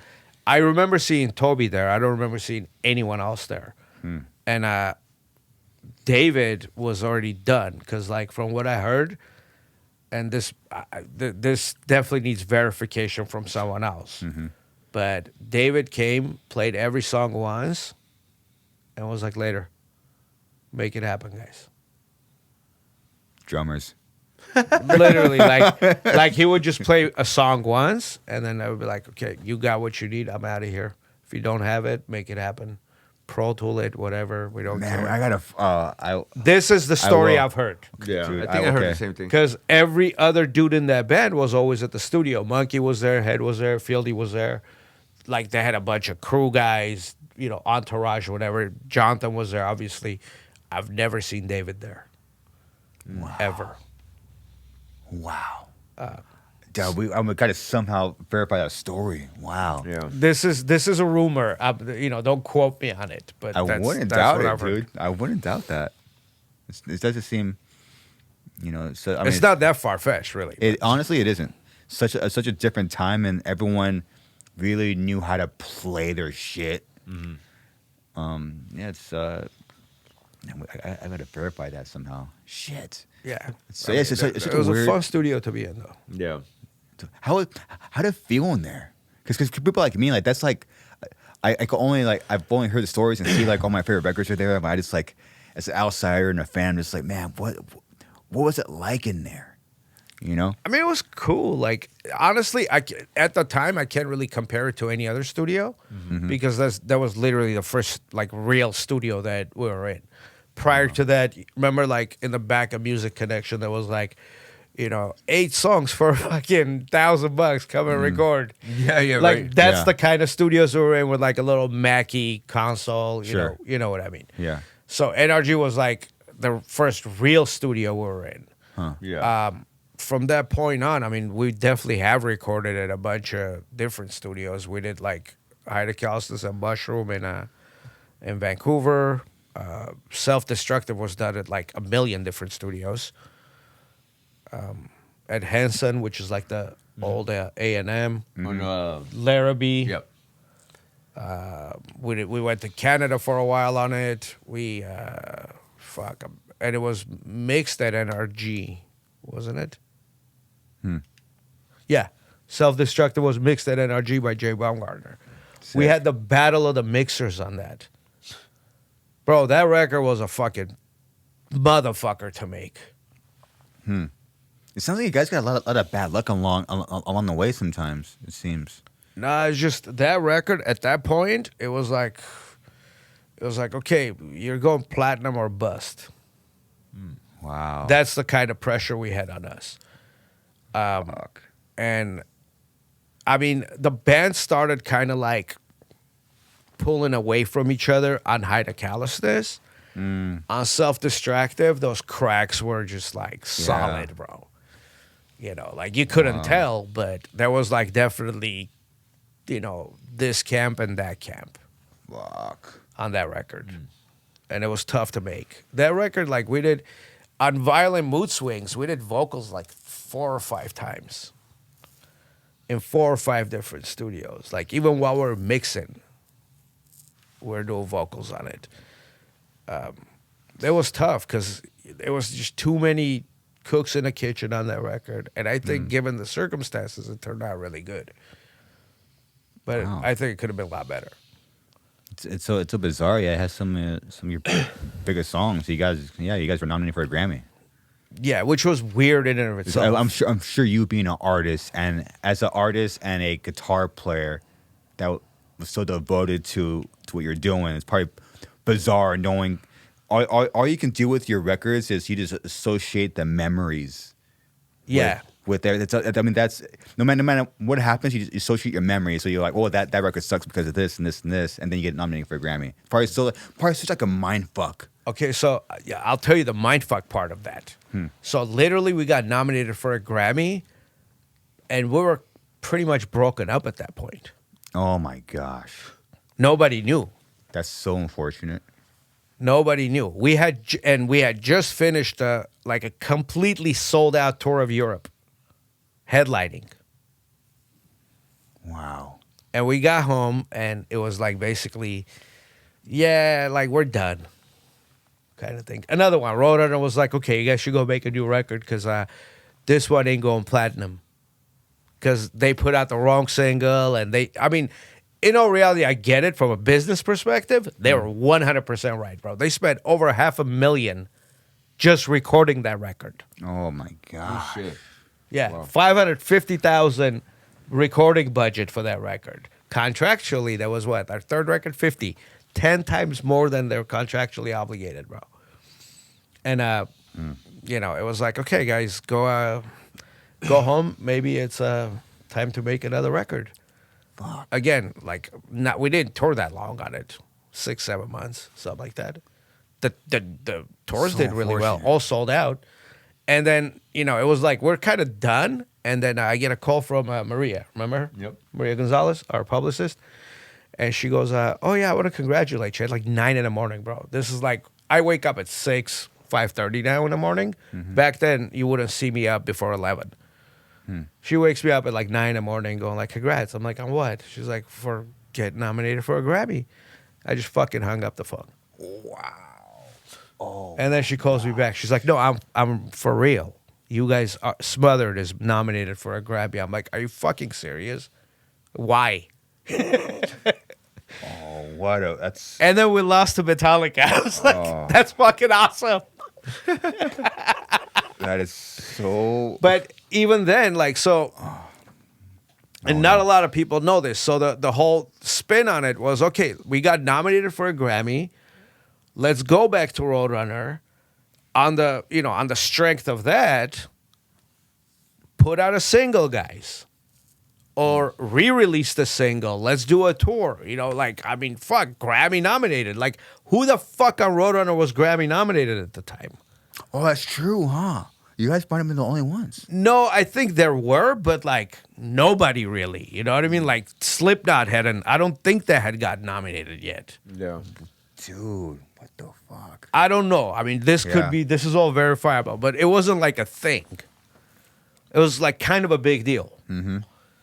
You know what I mean? Like let's get it going, and then Roadrunner's like, nah, we ain't doing shit, guys.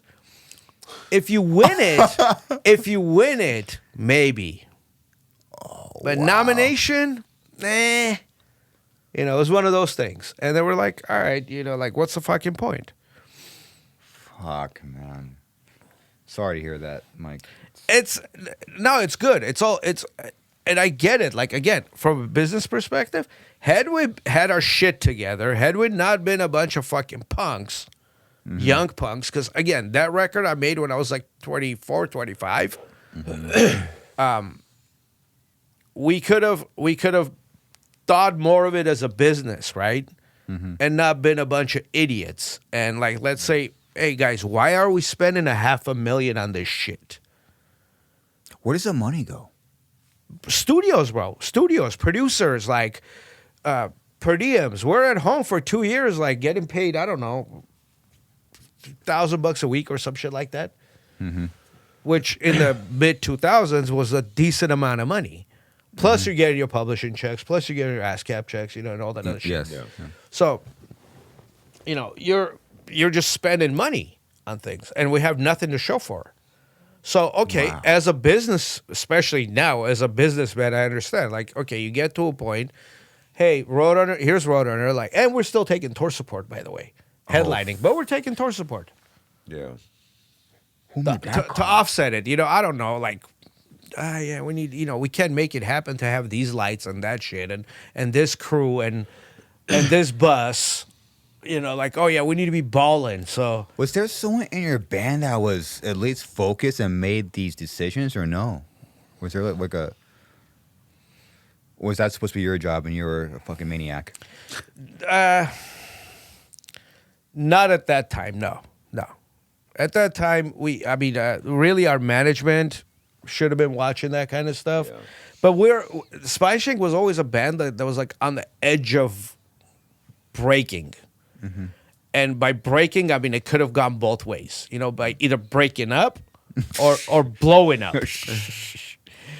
Like, it was that kind of a tension, you know what I mean? Always, like, the tensions within the band, you know, but it could have always, like, I mean, we could have blown up. We never did. For whatever reason, it doesn't matter. It's a fact that we never, like, blew the fuck up like that. No one was steering the ship. Yeah. Wow. Yeah, because I mean, we're like I said, we're a bunch of punks who, for us, it was I don't know if you ever read the Motley Crue book, The Dirt. Dirt, no. You've read it, right? No. And on I the think list. there's like a part of it where Nikki Sixx talks about like we just did shit just to do shit because there was like a motley reason to do it. Yeah. So that's kind of how I feel like we just did stupid shit because we did stupid shit because that's what SpineShank does. Wow. What's your to close it off? Because there's a lot there. What? I mean, you could span this from where you started and where you ended. What's your biggest regret in SpineShank? Whoa, man, that's such a tough question. What's my biggest regret at SpineShank? None. I'm good, man. I'm good where I'm at. Every one of it happened for a reason. Every like success, failure, or whatever. The only thing is, I'll take responsibility for all of it. And I think as a band, everybody should take responsibility for the successes and the failures. And that's the only way you're gonna grow. Yes. So I have zero regrets. It's all good. I'm proud of what we've accomplished. I'm proud of, you know, everything I've learned in the process of it, and that's really the only thing I can say. Yeah, it sounds like you learned a lot. You know. Yeah. You guys had a crazy fucking journey, man. Both you guys. Yeah, and it continues. And it's still, dude, it's still going. Yeah, I mean, you get older, and there's mistakes you made in the past in your career. Just, oh yeah, those little ones, the big one, and you're just constantly trying to fix it. You know. I mean, you're always like on the edge of madness. You know what I mean? Like I said, it's Totally. like it could either fall apart or it could turn into greatness. And sometimes it went this way, sometimes it went that way. True. But it is what it is. You know, like I'm proud of everything me and the rest of the guys have accomplished. Good, bad, ugly, whatever. It's all good. Yeah, you guys lived a very unique life. You know, so it's cool to see you, Mike, still going and channeling your passion. Yeah. Well, I'll tell you the positive of it. Like the positive of it is one of the biggest positives for me is if it wasn't for SpineShank, I wouldn't know you. I wouldn't know you. Yeah, We wouldn't be hanging out. You know, I consider you guys like my lifelong friends. Thanks, man. No Cool. matter what happens, Cool. like if I don't see you for the next 5 years, wherever I see you, we're gonna pick up right where we left off, and we're gonna be cool. Cool, and we're man. gonna have a shot, and we're gonna do this, and we're gonna do that. It doesn't matter where we're at. Speaking of, It's crazy. Round 3, last round. Yeah, sure. Third time's a charm. You know, it's funny. This motherfucker can talk, huh? What do you mean? Dude, I didn't expect this conversation to go so fucking deep, dude. I didn't expect it, man. Holy shit. We're just talking, man. We're just talking. Or important? You can edit it into please. some cool snippets. Oh, no, this is, I mean, oh my, you're going to try to kill me, dude. Just sip it, man. Well, so I've gotten to close it off. Yeah. Which will be, by close it off, we're probably going to talk another 30 minutes. Some of the best advice I got as a artist was from Meegs. Don't be a bitch. Oh my god. Yeah. No, I mean that's actually that is the Whatever. motto. Okay, so I guess from context, I'll shoot it. No, sip it. Sip it? Yeah. But I don't want to be a bitch. No. This is a sipper. Sipper? Okay, cool. Yeah. All right. You can shoot it too, but Cheers to lifelong friendship Lifelong, bro. and art, passion. art, passion, and our, And don't be a our bitch. individual and collective journeys. Yes. Okay. So I asked Meegs to be my first guitar player. He said no. What do you mean, your first guitar player?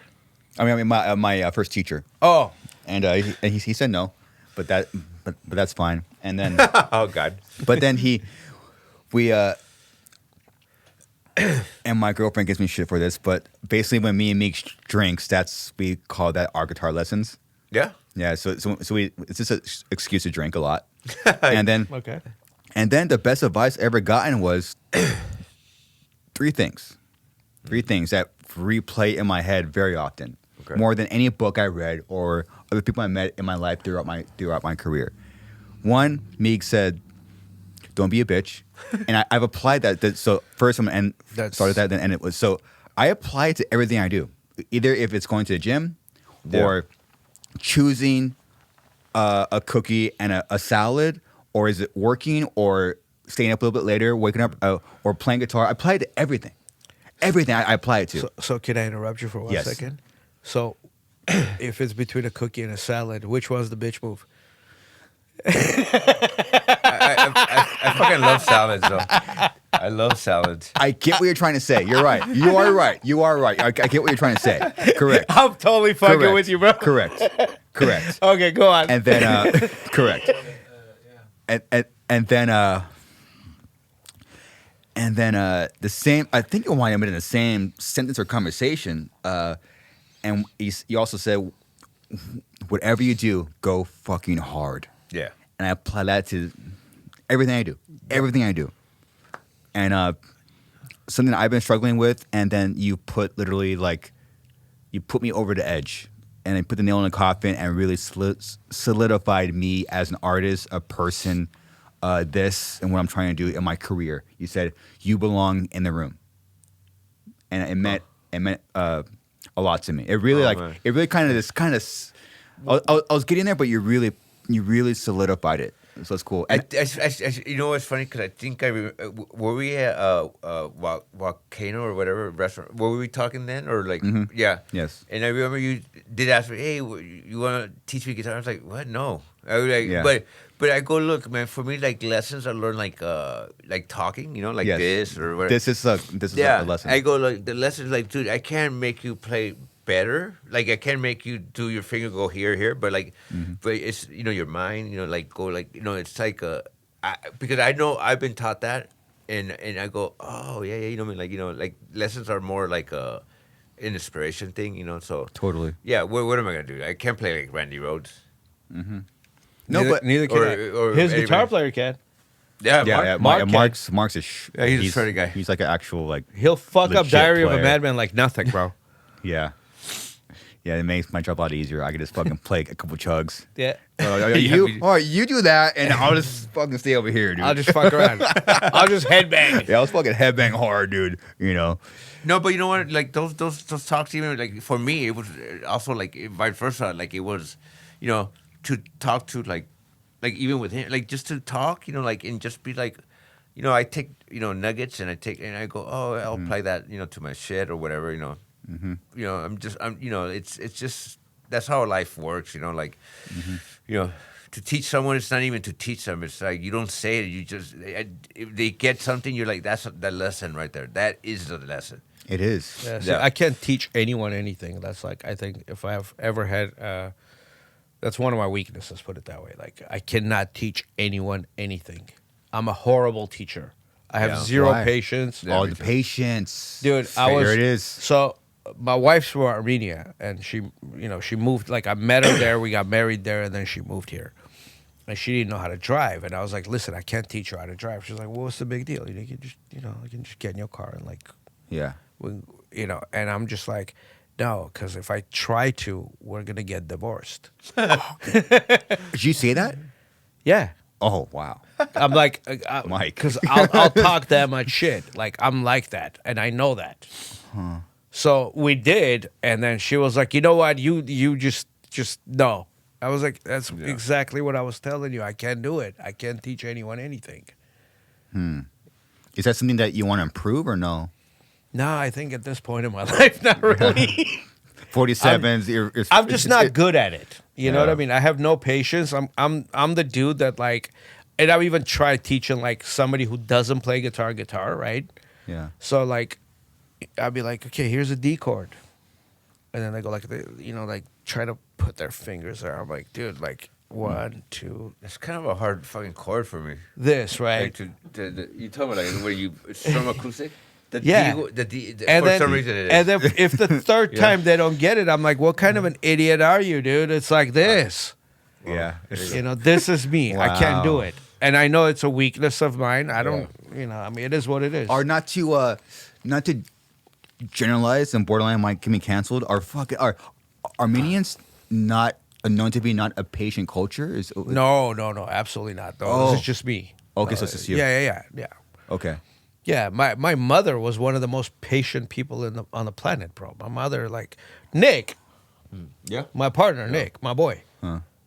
He has the patience of a stone, bro. I don't know how he does it. Yeah, he's a good guy, man. What happened? I don't know. I don't know where I went wrong. That's not one of my strong points. You know what, dude? I consider myself pretty fucking patient, but band members will test your patience. Oh yeah, for sure. It would exhaust any tank. For sure. I mean, being in a band is a weird thing to begin with. You know what I mean? Yeah. It's kind of like I think I've heard Dave Mustaine say this like a long time ago when they were doing like either Peace Cells or like Rust in Peace or something. Yeah. He said being in a band is like being married to like 3 or 4 other dudes without having sex with them. Yep. I thought about the same thing. Oh, yeah. It really is. But, like it's a lot easier to be married to like one person, like your wife, than 3 other dudes who have like all their own insecurities and they're a bunch of drunks and, whatever. Yeah. It's tough, man. Being in a band is a tough proposition. Yeah. Yeah, it's Because everybody looks at being in a band is like, okay, we're musicians. We're gonna go fuck shit up. We're gonna get on stage and rock it. No. You guys are all business partners, and no one knows shit about business, and nobody that's knows a big shit issue. about business. And then even if you have a management or this or that, and then everybody's fucking with you, and everybody's out to get you, and I actually I don't know why I keep bringing them up. Like Chimera, they had a thing.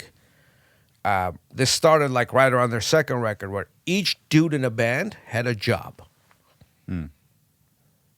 They had a job aside. Like one dude was the dude that talked to management and label. Like that was his thing. He was like the liaison.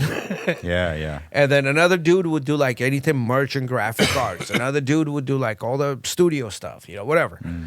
And I think if any band that would think of it in that terms, where it's like, dude, we're a partnership, we're a business, this is our living, this is how we make a living. It would be different. But sadly, when you're 22, nobody gets it, and everybody's out to fucking bang chicks and drink beer, and then you end up where most bands end up. Yeah, man. Yeah, that's what.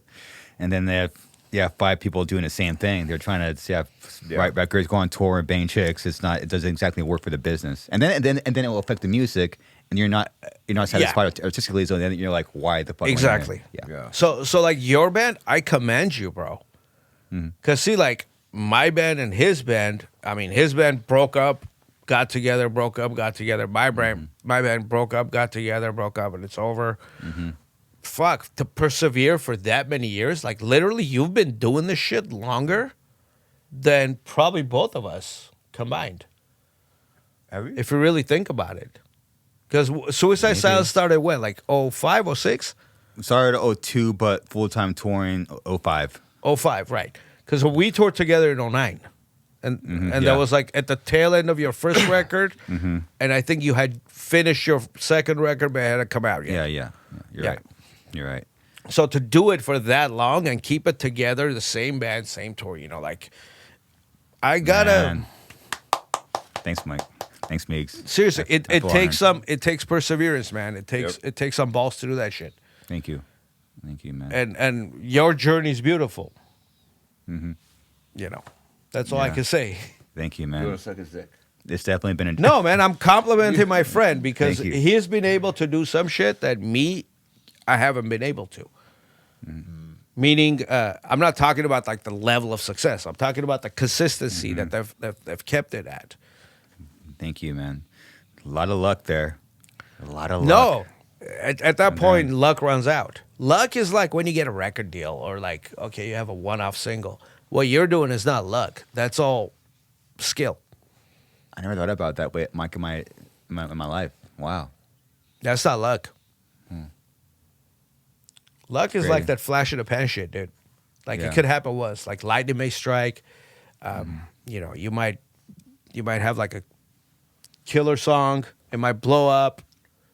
But you've been able to like, your band has been able to consistently keep that and like keep on that level and make a living and that shit.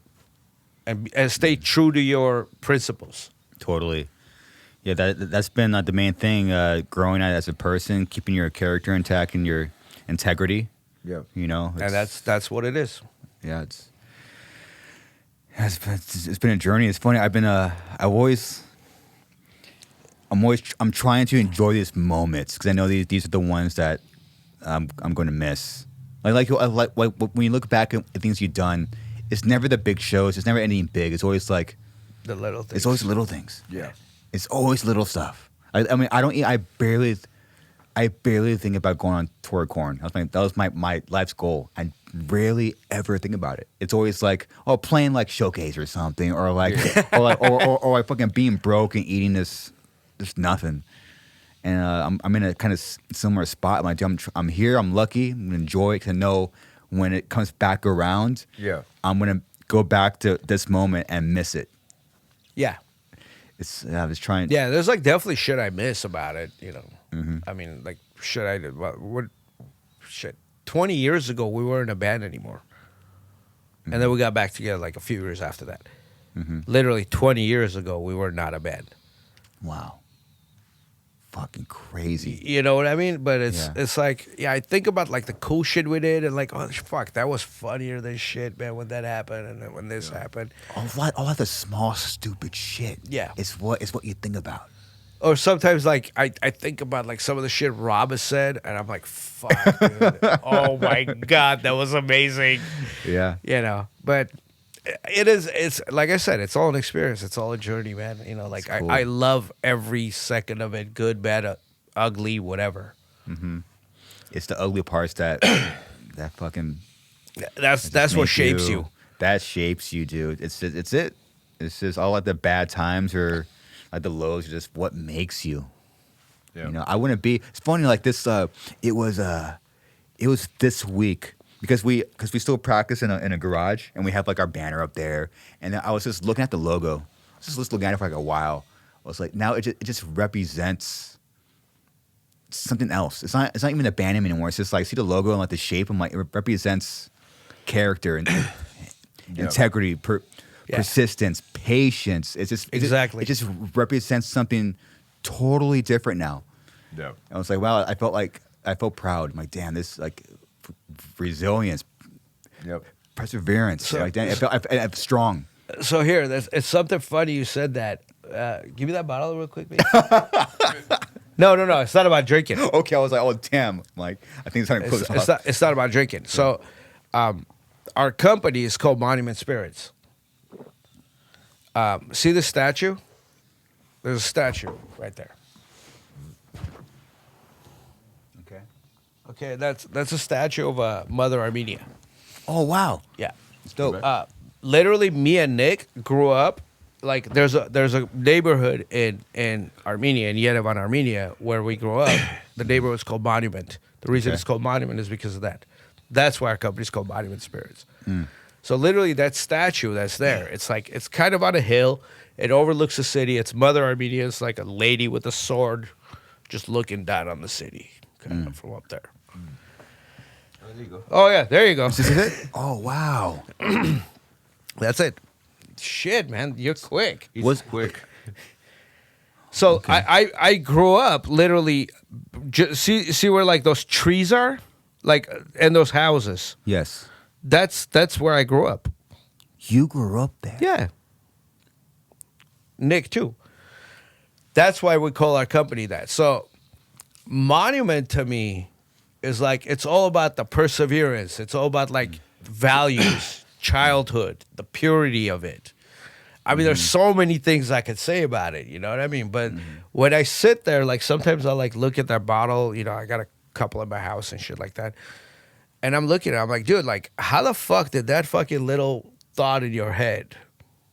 And then, like, you guys were taking a couple shots, me and Nick, of something or whatever. Or maybe we're grilling some meat and we're talking about this. And a decade later, it turned into a reality. And I've had that thought before where it's like, dude, my life for the last, like, 2 years, let's just say, turned into a little CD. You know what I mean? You've had that. It's like, you know, like the demos, the writing, you sit and like obsessing over it, this and that. At the end of the day, you come out of that mastering engineer's room and it's a little CDR, bro. Well, they don't even do that anymore, right? It's all like everybody just sending files. Yeah. Yeah. But even then, you open up your phone, it's just there, and it's done, and you yeah, hear but- it and see a video. It's like it's still. Crazy shit, right? And then when you're talking about like, yeah, I saw the Suicide Size thing, and it's all about this and that and that, and that's all it is, man. It's like all that hard work, the obsession, and the perseverance of it just turns into a product, whether it be your record, your tour, whatever it is. Yeah. And that's the special part of it. But the fun part of it is the journey, is like going through that every step of the way, man. And there's no shortcuts to it. No, there's none. There's You gotta do it. You gotta live it. Yeah. We lived it, man. Still living it. It's still a journey. Yeah, and till that casket drops. Even then, it's still going. But before that casket, who the fuck is hungry? No? I'm pretty hungry. Are you? I've been holding my pee for an hour. Dude, Yeah, me too. I have to be I'm so supposed to bad. meet. I'm supposed to meet my dudes over in Burbank. Still? You have plans after this? Yeah. Oh fuck! I thought we were gonna hang out in a fucking Or, rage, dude. Or we could. That's cool. We can't. We have a little bite or Yeah. It's a little bite. tacos, A little bite. A little bite. A little shot. sushi, some beer, I don't know, some or whatever. Little fight. And then next time I come, we could go over there. Oh my goodness. Yeah, dude, like I have been holding my pee for like I think 30 minutes. Yeah, me too. I need a smoke too. Oh, look at that, Mother Armenia. So I'll tell you if are we off or like? No, let's go another 5 minutes. We'll close off, but close off means probably another 5 minutes. So I'll tell you something funny about that statue. So closing thoughts. back in the days, before that statue was there, it used to be Stalin's statue there. Okay. Joseph Stalin. Yeah. And then when he died, they took that down. Yeah, see? Mm-hmm. Holy shit, man, he's quick. Thanks, Jay. Look how quick that is. Gotta feed you more So vodka. so when he died, they took that shit down. 'Cause, Really? Yeah, they were having like de-Stalinization when Khrushchev came, and then I actually have pictures of that thing, of Wow, that that podium without picture, the dude. statue. Yeah. Hey, dude, can I fucking go pee real quick and come back real quick? Yeah. Yeah, go Like for little it. bit holding it for like. I got you. You have the key. It's on the It's door in the door. hanging. Where? The door. He's literally come back and we're gonna say bye. So yeah, so they took that down, and then put up Mother Armenia. But the cool thing about it is, so this is Soviet Union still at the time, and when Mother Armenia was put out, it was Soviet Union. And like religion was like kind of like a no-no in the Soviet Union, right? Yeah. Under communism and Okay. stuff. But if you look at Mother Armenia, it resembles a cross. So so Armenians actually held like on the DL, they will pull all the Christian stuff. Yeah. Because Armenia is the first Christian nation in the world. Really? I didn't know that. Oh yeah. Oh shit. Armenia is the first nation to accept Christianity as a national religion in year 301 AD. Damn, Mike, I didn't know that. Oh yeah. Huh. So is this the old statue right here? Yeah, well, I've never seen the Stalin statue. I've only seen pictures of it. That thing was taken down in like 1956 or some shit. You're still alive though, right? Huh? No, I'm just kidding. Yeah, I was still. Okay, I couldn't help it, dude. There's so much history there, dude. Holy shit. Yeah, I'll be there next week. In fact. Really? Yeah. I'm flying out a week from today exactly. I'll be there I go to Armenia all the time, so. What's it like growing up there? I mean, look, I grew up there till I was about, 13? 13? Yeah, I moved here when I was 13. It was different than it was now, obviously. It was still Soviet Union. Like, I moved here, and then like a year later, Soviet Union fell apart.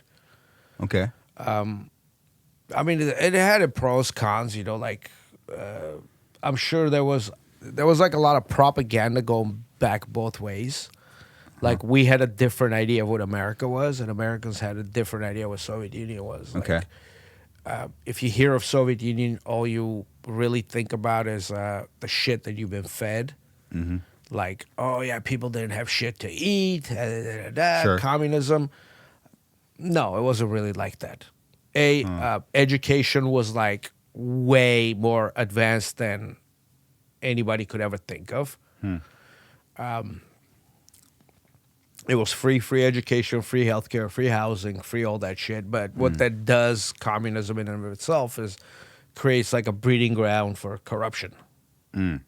Because, like I can't be a doctor and you're a janitor and we make roughly about the same money. That can't work. That system cannot work. You know what I Okay. mean? So then what do doctors do? Then they're like, okay, so you're going to give me money under the table to do this and that and that. Oh, And shit. that's how you get corrupted.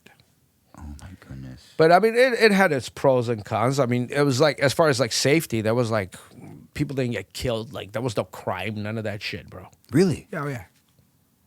Oh, Like, when shit. I was growing up, like, you never heard of anybody being murdered. Really? Holy shit. Why do you think that is? Because you didn't need to, really. I mean, I'm sure people got murdered, but it wasn't like, I mean, okay, so if you take like, where I grew up, it was a city of like 1,000,002, like 1.2 million people. A lot of people. How many murders do you think that would be? Like, if there was like, I don't know, maybe 5 murders a year, it would be like, oh my God, Oh shit. that kind of shit, Oh my gosh. It's probably done by the same person. Yeah, but then I don't know if you know, like, one of the craziest serial killers of our time, what's his name? Andrei Chikatilo. Okay. Are you into serial killers at all? I think we're all into it. I'm definitely curious about him. So this dude, Is it yeah, that dude. Okay. Wow.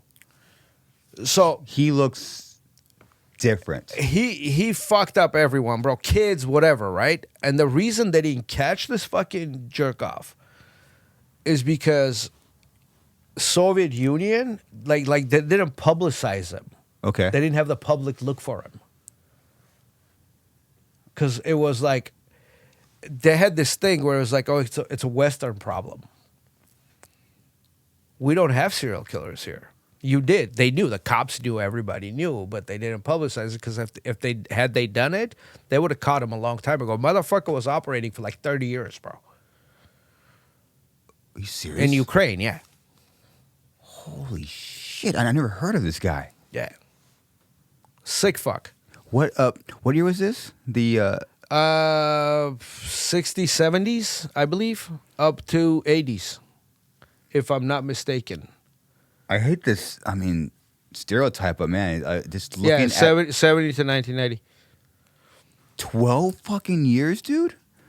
I mean, yeah, not to generalize. At but least 52 women and children. Red Ripper, who was sexually assaulted, murdered, and mutilated at least 52 women and children between 1978 and 1990 in the Russian. Yeah. Wow. Dude, a lot could happen in a pee break, dude. Yeah. A lot. So, you see what I'm saying? So, like, yeah, I mean, there's definitely pros and cons to it, bro. Wow. It wasn't all that bad. It wasn't all that great. It is what it is. Why'd you move? I don't know. Well, I mean, I was a kid. My mom moved, and then me and my sister moved with my mom. Did your mom ever tell you why you guys moved? Because I think she was just like looking for something different. Like my dad had passed away. My dad passed away in like '86, and we moved here in like 1990. You were a kid and your dad passed away. Yeah, my dad passed away when I was 9. What happened? He was like health. Like Really? Yeah. I'm sorry, man. He was like unhealthy, so I'm kind of sorry, man. sucked. But you know, it is what it is. Wow. Do you think that's why? I got into metal. Yeah. Yeah. I've asked myself that question. I have no idea, honestly. Really? I have no idea. I've always been gravitated like towards like the darker sounds of things. Why is that? though? Why? I don't know. I always ask myself, why is certain people just drawn to this fucking sound? You know? Yeah. So, You know, it's just so when I was like 6, my mom took me to piano lessons, and nice. I had to either, and then I was going to piano lessons and I was going to soccer, right? And then, so I learned how to play piano, and I was like in love with like Beethoven and shit like that. Because like, Sick. to me, like music peaked at Beethoven, and then it's just been going downhill ever since. Like Interesting. as a That's, general, that's how I see it. It's a perspective for sure. Yeah. Because it just- Beethoven. Now you have Swiss that's Swiss his the cold Randy chamber. Rhoads. Now it's just like it just fucking went like. That's his I mean, Randy. like No. It's funny because that's his Randy Rhoads, right? Like Beethoven. And Oh. for me, No, and right? for me, like home sweet home. It never ends, dude. It's It like- never ends. Are we gonna have like a Beethoven and Mozart battle now? Oh, let's go. No, dude. Dude, you know who fucking could rip shit up on keyboard and piano? Eddie Van Halen, baby. Oh. You can't dispute that. So sorry, bro. Mike's pissed right now, dude. Dude, like, come I on, man. see it. How can you play like that and eruption? Fight me. Armadian burning eyes, dude. I know. What the fuck you talking about? What do you mean? So No. anyway, so then I don't know, and then like I've always been into like Moonlight Sonata and shit like that, like like the real That song is darker, beautiful. the darker shit. Yeah.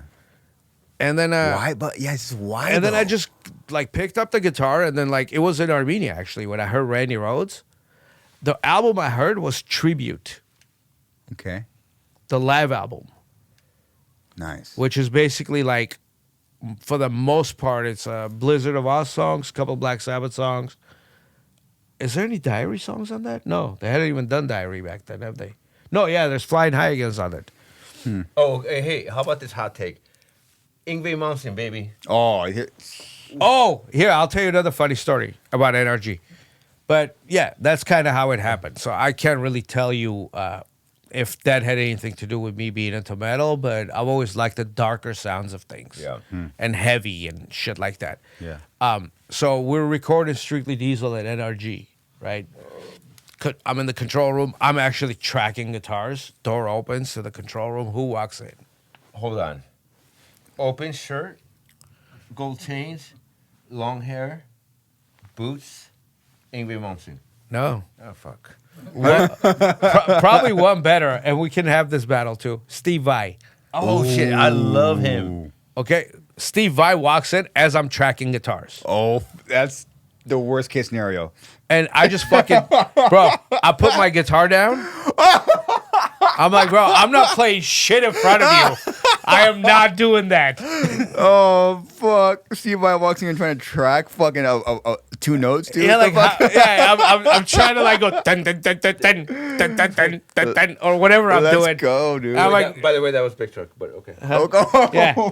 I'm like, bro, I'm just not playing in front of you. Yeah, Wow. Like, it's Steve Vai not gonna happen. Is it okay? Can you guys like maybe corroborate this story? Because I think he has a slinky style. Is that a word? Like I feel like it Sure. describes. Oh, sure, It's sure, like a sure. fluid. Like do you Sure. know, think or that, when I hear him play, Vi? it's like, yeah, by Sure. Steve Vai. He's so fucking unique. I can't even like. Well, that's place what I'm him saying. in Like things. it's like fluid. Like it's like it feels like it's just Like he's like rock, but he's got like some jazz shit going on. I don't know, man. He's Something else. he's crazy, man. So what happened? He walks in. he walks in. He knew Amir, our engineer, Oh, from somewhere. Yeah, Amir the Rock from Orgy. And he walks in, and I have like the guitar, and he's like, "Oh yeah, just keep going, guys." You know, and I'm like, like I'm 20. yeah, you're Fucking 20 years old, dude. I put the guitar on the stand next to me. There's like a bunch of pedals, amps, and shit like that. And I'm like just like talking, Hey man, it's a pleasure to meet you. Like whatever. It's like, Wow. oh no, go ahead, guys. Like you were tracking. I didn't want to interrupt. I'm like, yeah, nah, bro. I'm not playing in front of you. Wow. I'm just not doing this one. dude. It's tough, dude. How do you play in front of Steve Vai, bro? Like, I don't how know. the fuck do you I do that? do not know. Yeah. That's, But, okay, I do you not know. because it just sparked in my head. Like Devin Townsend, who played with him, remember in the band they were Yeah, together. Sex and Religion, that record. Was it that? Yeah. What was the title? Yeah, he came to our rehearsal, like Devin Townsend, because of Dino. So I was just like, oh shit, and he was just looking and funny because I was playing Big Truck. and I was like, he looked at it, so I was like, oh, that's cool. I think he was just being nice, but like, Devin Townsend, like, he has that like kind of, kind of that creativity. Like, he's He's definitely a special fucking. guy. Special guy. Yeah. He knows his different shit. He level. Yeah, knows. for sure. He knows, man.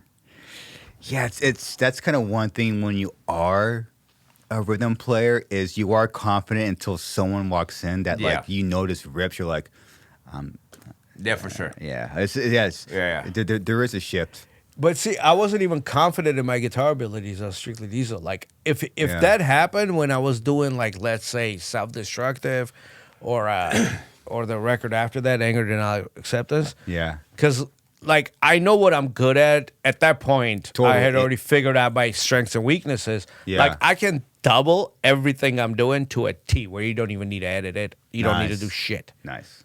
Well, not now, but back then I could have. Yeah, me. I haven't touched yeah. a guitar in years.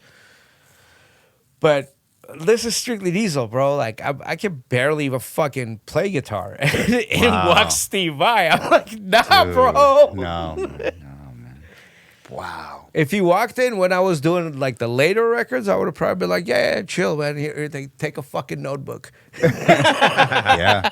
Yeah, you're right, dude. It's funny. I get older. I get really like I don't know a word like it's not proud, but I just know what I'm doing is a rare thing. You know, I know. Okay, I know I might like sound like it, but I know you cannot do what I do, right? sure. But Yeah. but unfortunately for me, it took like a years to develop that thought Well, process. that's called the Garza style. That's what it is. That's Garza. what I would call Thank it. you, yeah. The Yeah. Garza. Yeah, no one- Still the Definitely have a Garza. style. And no one could do the Garza better than me. Yep. Yeah, Because you are Garza. Because you are Garza. yeah, Are you guys still on Media. Century Media? yeah. Yeah? Great label. Okay. There was Sony now, right? Like, Yes, Yeah. it's a kind of Because, our last record came out on Century Media. I just remember that. Oh shit! Really? Yeah. Oh damn. 2012. Yeah. Good year. Yeah, for you And guys, not for us. And in, oh, shut up. And in the world. Right? No? The world? Are you talking about 2001? No, the world was supposed to end in 2012. Oh, the Mayan Oh calendar. yeah. I was in Greece when that happened actually. Oh my goodness, dude. December 21, 12, Yeah. 21, 2012. Yep. Good Nothing memory. happened. Good What memory. happened? Nothing at all. Nope, nothing. All the doomsday fucks. I think Nothing. they've been saying this shit for like probably I don't know the last 2,000 years. Yeah. There's always a new date. Yeah, somebody comes out with a date like the world's gonna end on this date, and then nothing happens, and then they're like, "Oh yeah, we fucked up. It's gonna be actually this date," and then It's never gonna end. We need something to. when it ends, it attach ends. to. You know, what can you do about it? Nothing. What can I do about it? Nothing. No. So That is true. No, I mean- I find myself fucking is always pondering my. What's the word? Mortality. And It's Yeah. like we're all fucking we're all dying. You stop fucking looking at days, trying to just fucking hang with your family. yeah, bro. Yeah, for I mean, sure. I've Your learned friends. not to obsess over shit that I have no control over. You know what I mean? Like Yeah. that is what it is. Like What are some closing thoughts? Live long and prosper, and enjoy life. By the way, that's Star be Trek. good. It's good to see you guys, man. Yeah, good. to It see was you. great hanging. Yeah, Especially for you. I haven't seen you in a I minute. know. I haven't man. seen you fucking since drink that tour. vodka. Since that tour. Yeah. Wow, man. How do we? No. even I've get- seen you after that. I've definitely seen you after that. Fuck. Like a Nam or something? What- No. Did you guys tour with Machine Head? Yes. Yeah. I was at that show. Okay. I've definitely Oh, seen wow. you. And then, we've hung out after that. For sure. Yeah, Where I can't tell you, but Yeah. not much longer after that. You know what I mean? Like, I know for sure I haven't seen you since 2012, Yeah. 12 years. which man. is At 12 least- years. At least. That's crazy. At least. I was looking forward to this conversation, man. It's cool. Three guitar players. Yeah. From an era that Eddie I- Van Halen. Hey, man, baby. Oh, the Okay. closing comment. Don't be a bitch. Yeah, don't be a bitch. That's the closing comment. Yes, and that, you know what? For you listening and watching, that's helped me a lot. Oh man, thanks, man. Dude, it's just because this is what people don't realize. It's the simplify things that stick is so hard. Yeah. People could give you advice, but okay, you might get like a long sentence or something. But when someone says something like boom, boom, that those are the things that stick with you. Don't be a bitch. To me, is like, Oh. I can actually break ingrained. down what "don't be a bitch" means. Yeah, it could just go branch out Yeah. into a lot of No, shit. it's all about like accept your responsibilities. Don't accept the reality. Better and try to change things for the better. Yeah. And if you can't, then don't cry about it. You know what I mean? There's no point of complaining. Do something about it. Yeah. True. Yeah, just don't fucking be a bitch, man. That's it. Don't be a bitch. That's it, man. And, Don't be a biatch. So, all right, Michael. So I'll start you first. Where do you want people to go, as far as like socials or? Socials. Well, we have an Instagram that's been growing like for the last month or so. DoreVodka.com. I mean, sorry, Dore Vodka. Our website's DoreVodka.com. There's a shop thing on there. You can buy it online. I believe it could be shipped to like about 33 U.S. states for now. It's available in stores in California as of like about 2 weeks ago. Should be at all liquor stores and bars and such. Wow. If you go to a bar or liquor store and it doesn't have it, ask for it. I mean, Tell them. yeah. I mean, I can't promise it's going to be everywhere, but if you ask for it, then for sure they'll order it. Boom. Boom. Hell yeah, Meegs. March, the rescheduling is we're doing the whole U.S. tour, and the tour that we had to reschedule is in March. Okay. The tour dates are on 2025. Yeah, man. I was The actually looking future. forward to seeing you guys next Friday. Dude, I was. Yeah, me too. I was gearing up to get fucked up. Yeah, Yeah, I was. We gonna come on stage and I was planning on it. Just fucking drunk and being an idiot. So dates are rescheduled. We all know where to find Meegs on. yeah. Oh, shit, you start on my birthday, bro, in Denver. Oh, nice. In Vegas the 7th. Oh, wow. 7th. Sick, Is that a weekend? dude. Maybe if I'm here, It's the first time I've seen this. if I'm home, My goodness. dude. For real. if I'm home, I'll come out to Vegas. Oh, but you live in Vegas. Yeah, but like if I might be in Europe that time. Yeah, just go through all the socials and everything's out there and yeah. Cool. Yep. And I would definitely recommend everyone going to see Cold Chamber because they sound good. Thanks, man. You're actually getting your money's worth. Mm-hmm. You're seeing a real It's a show. Oh, thanks, man. You're not show. seeing like a rehashed or whatever. Like it looks, it sounds like Cold Chamber of Totally.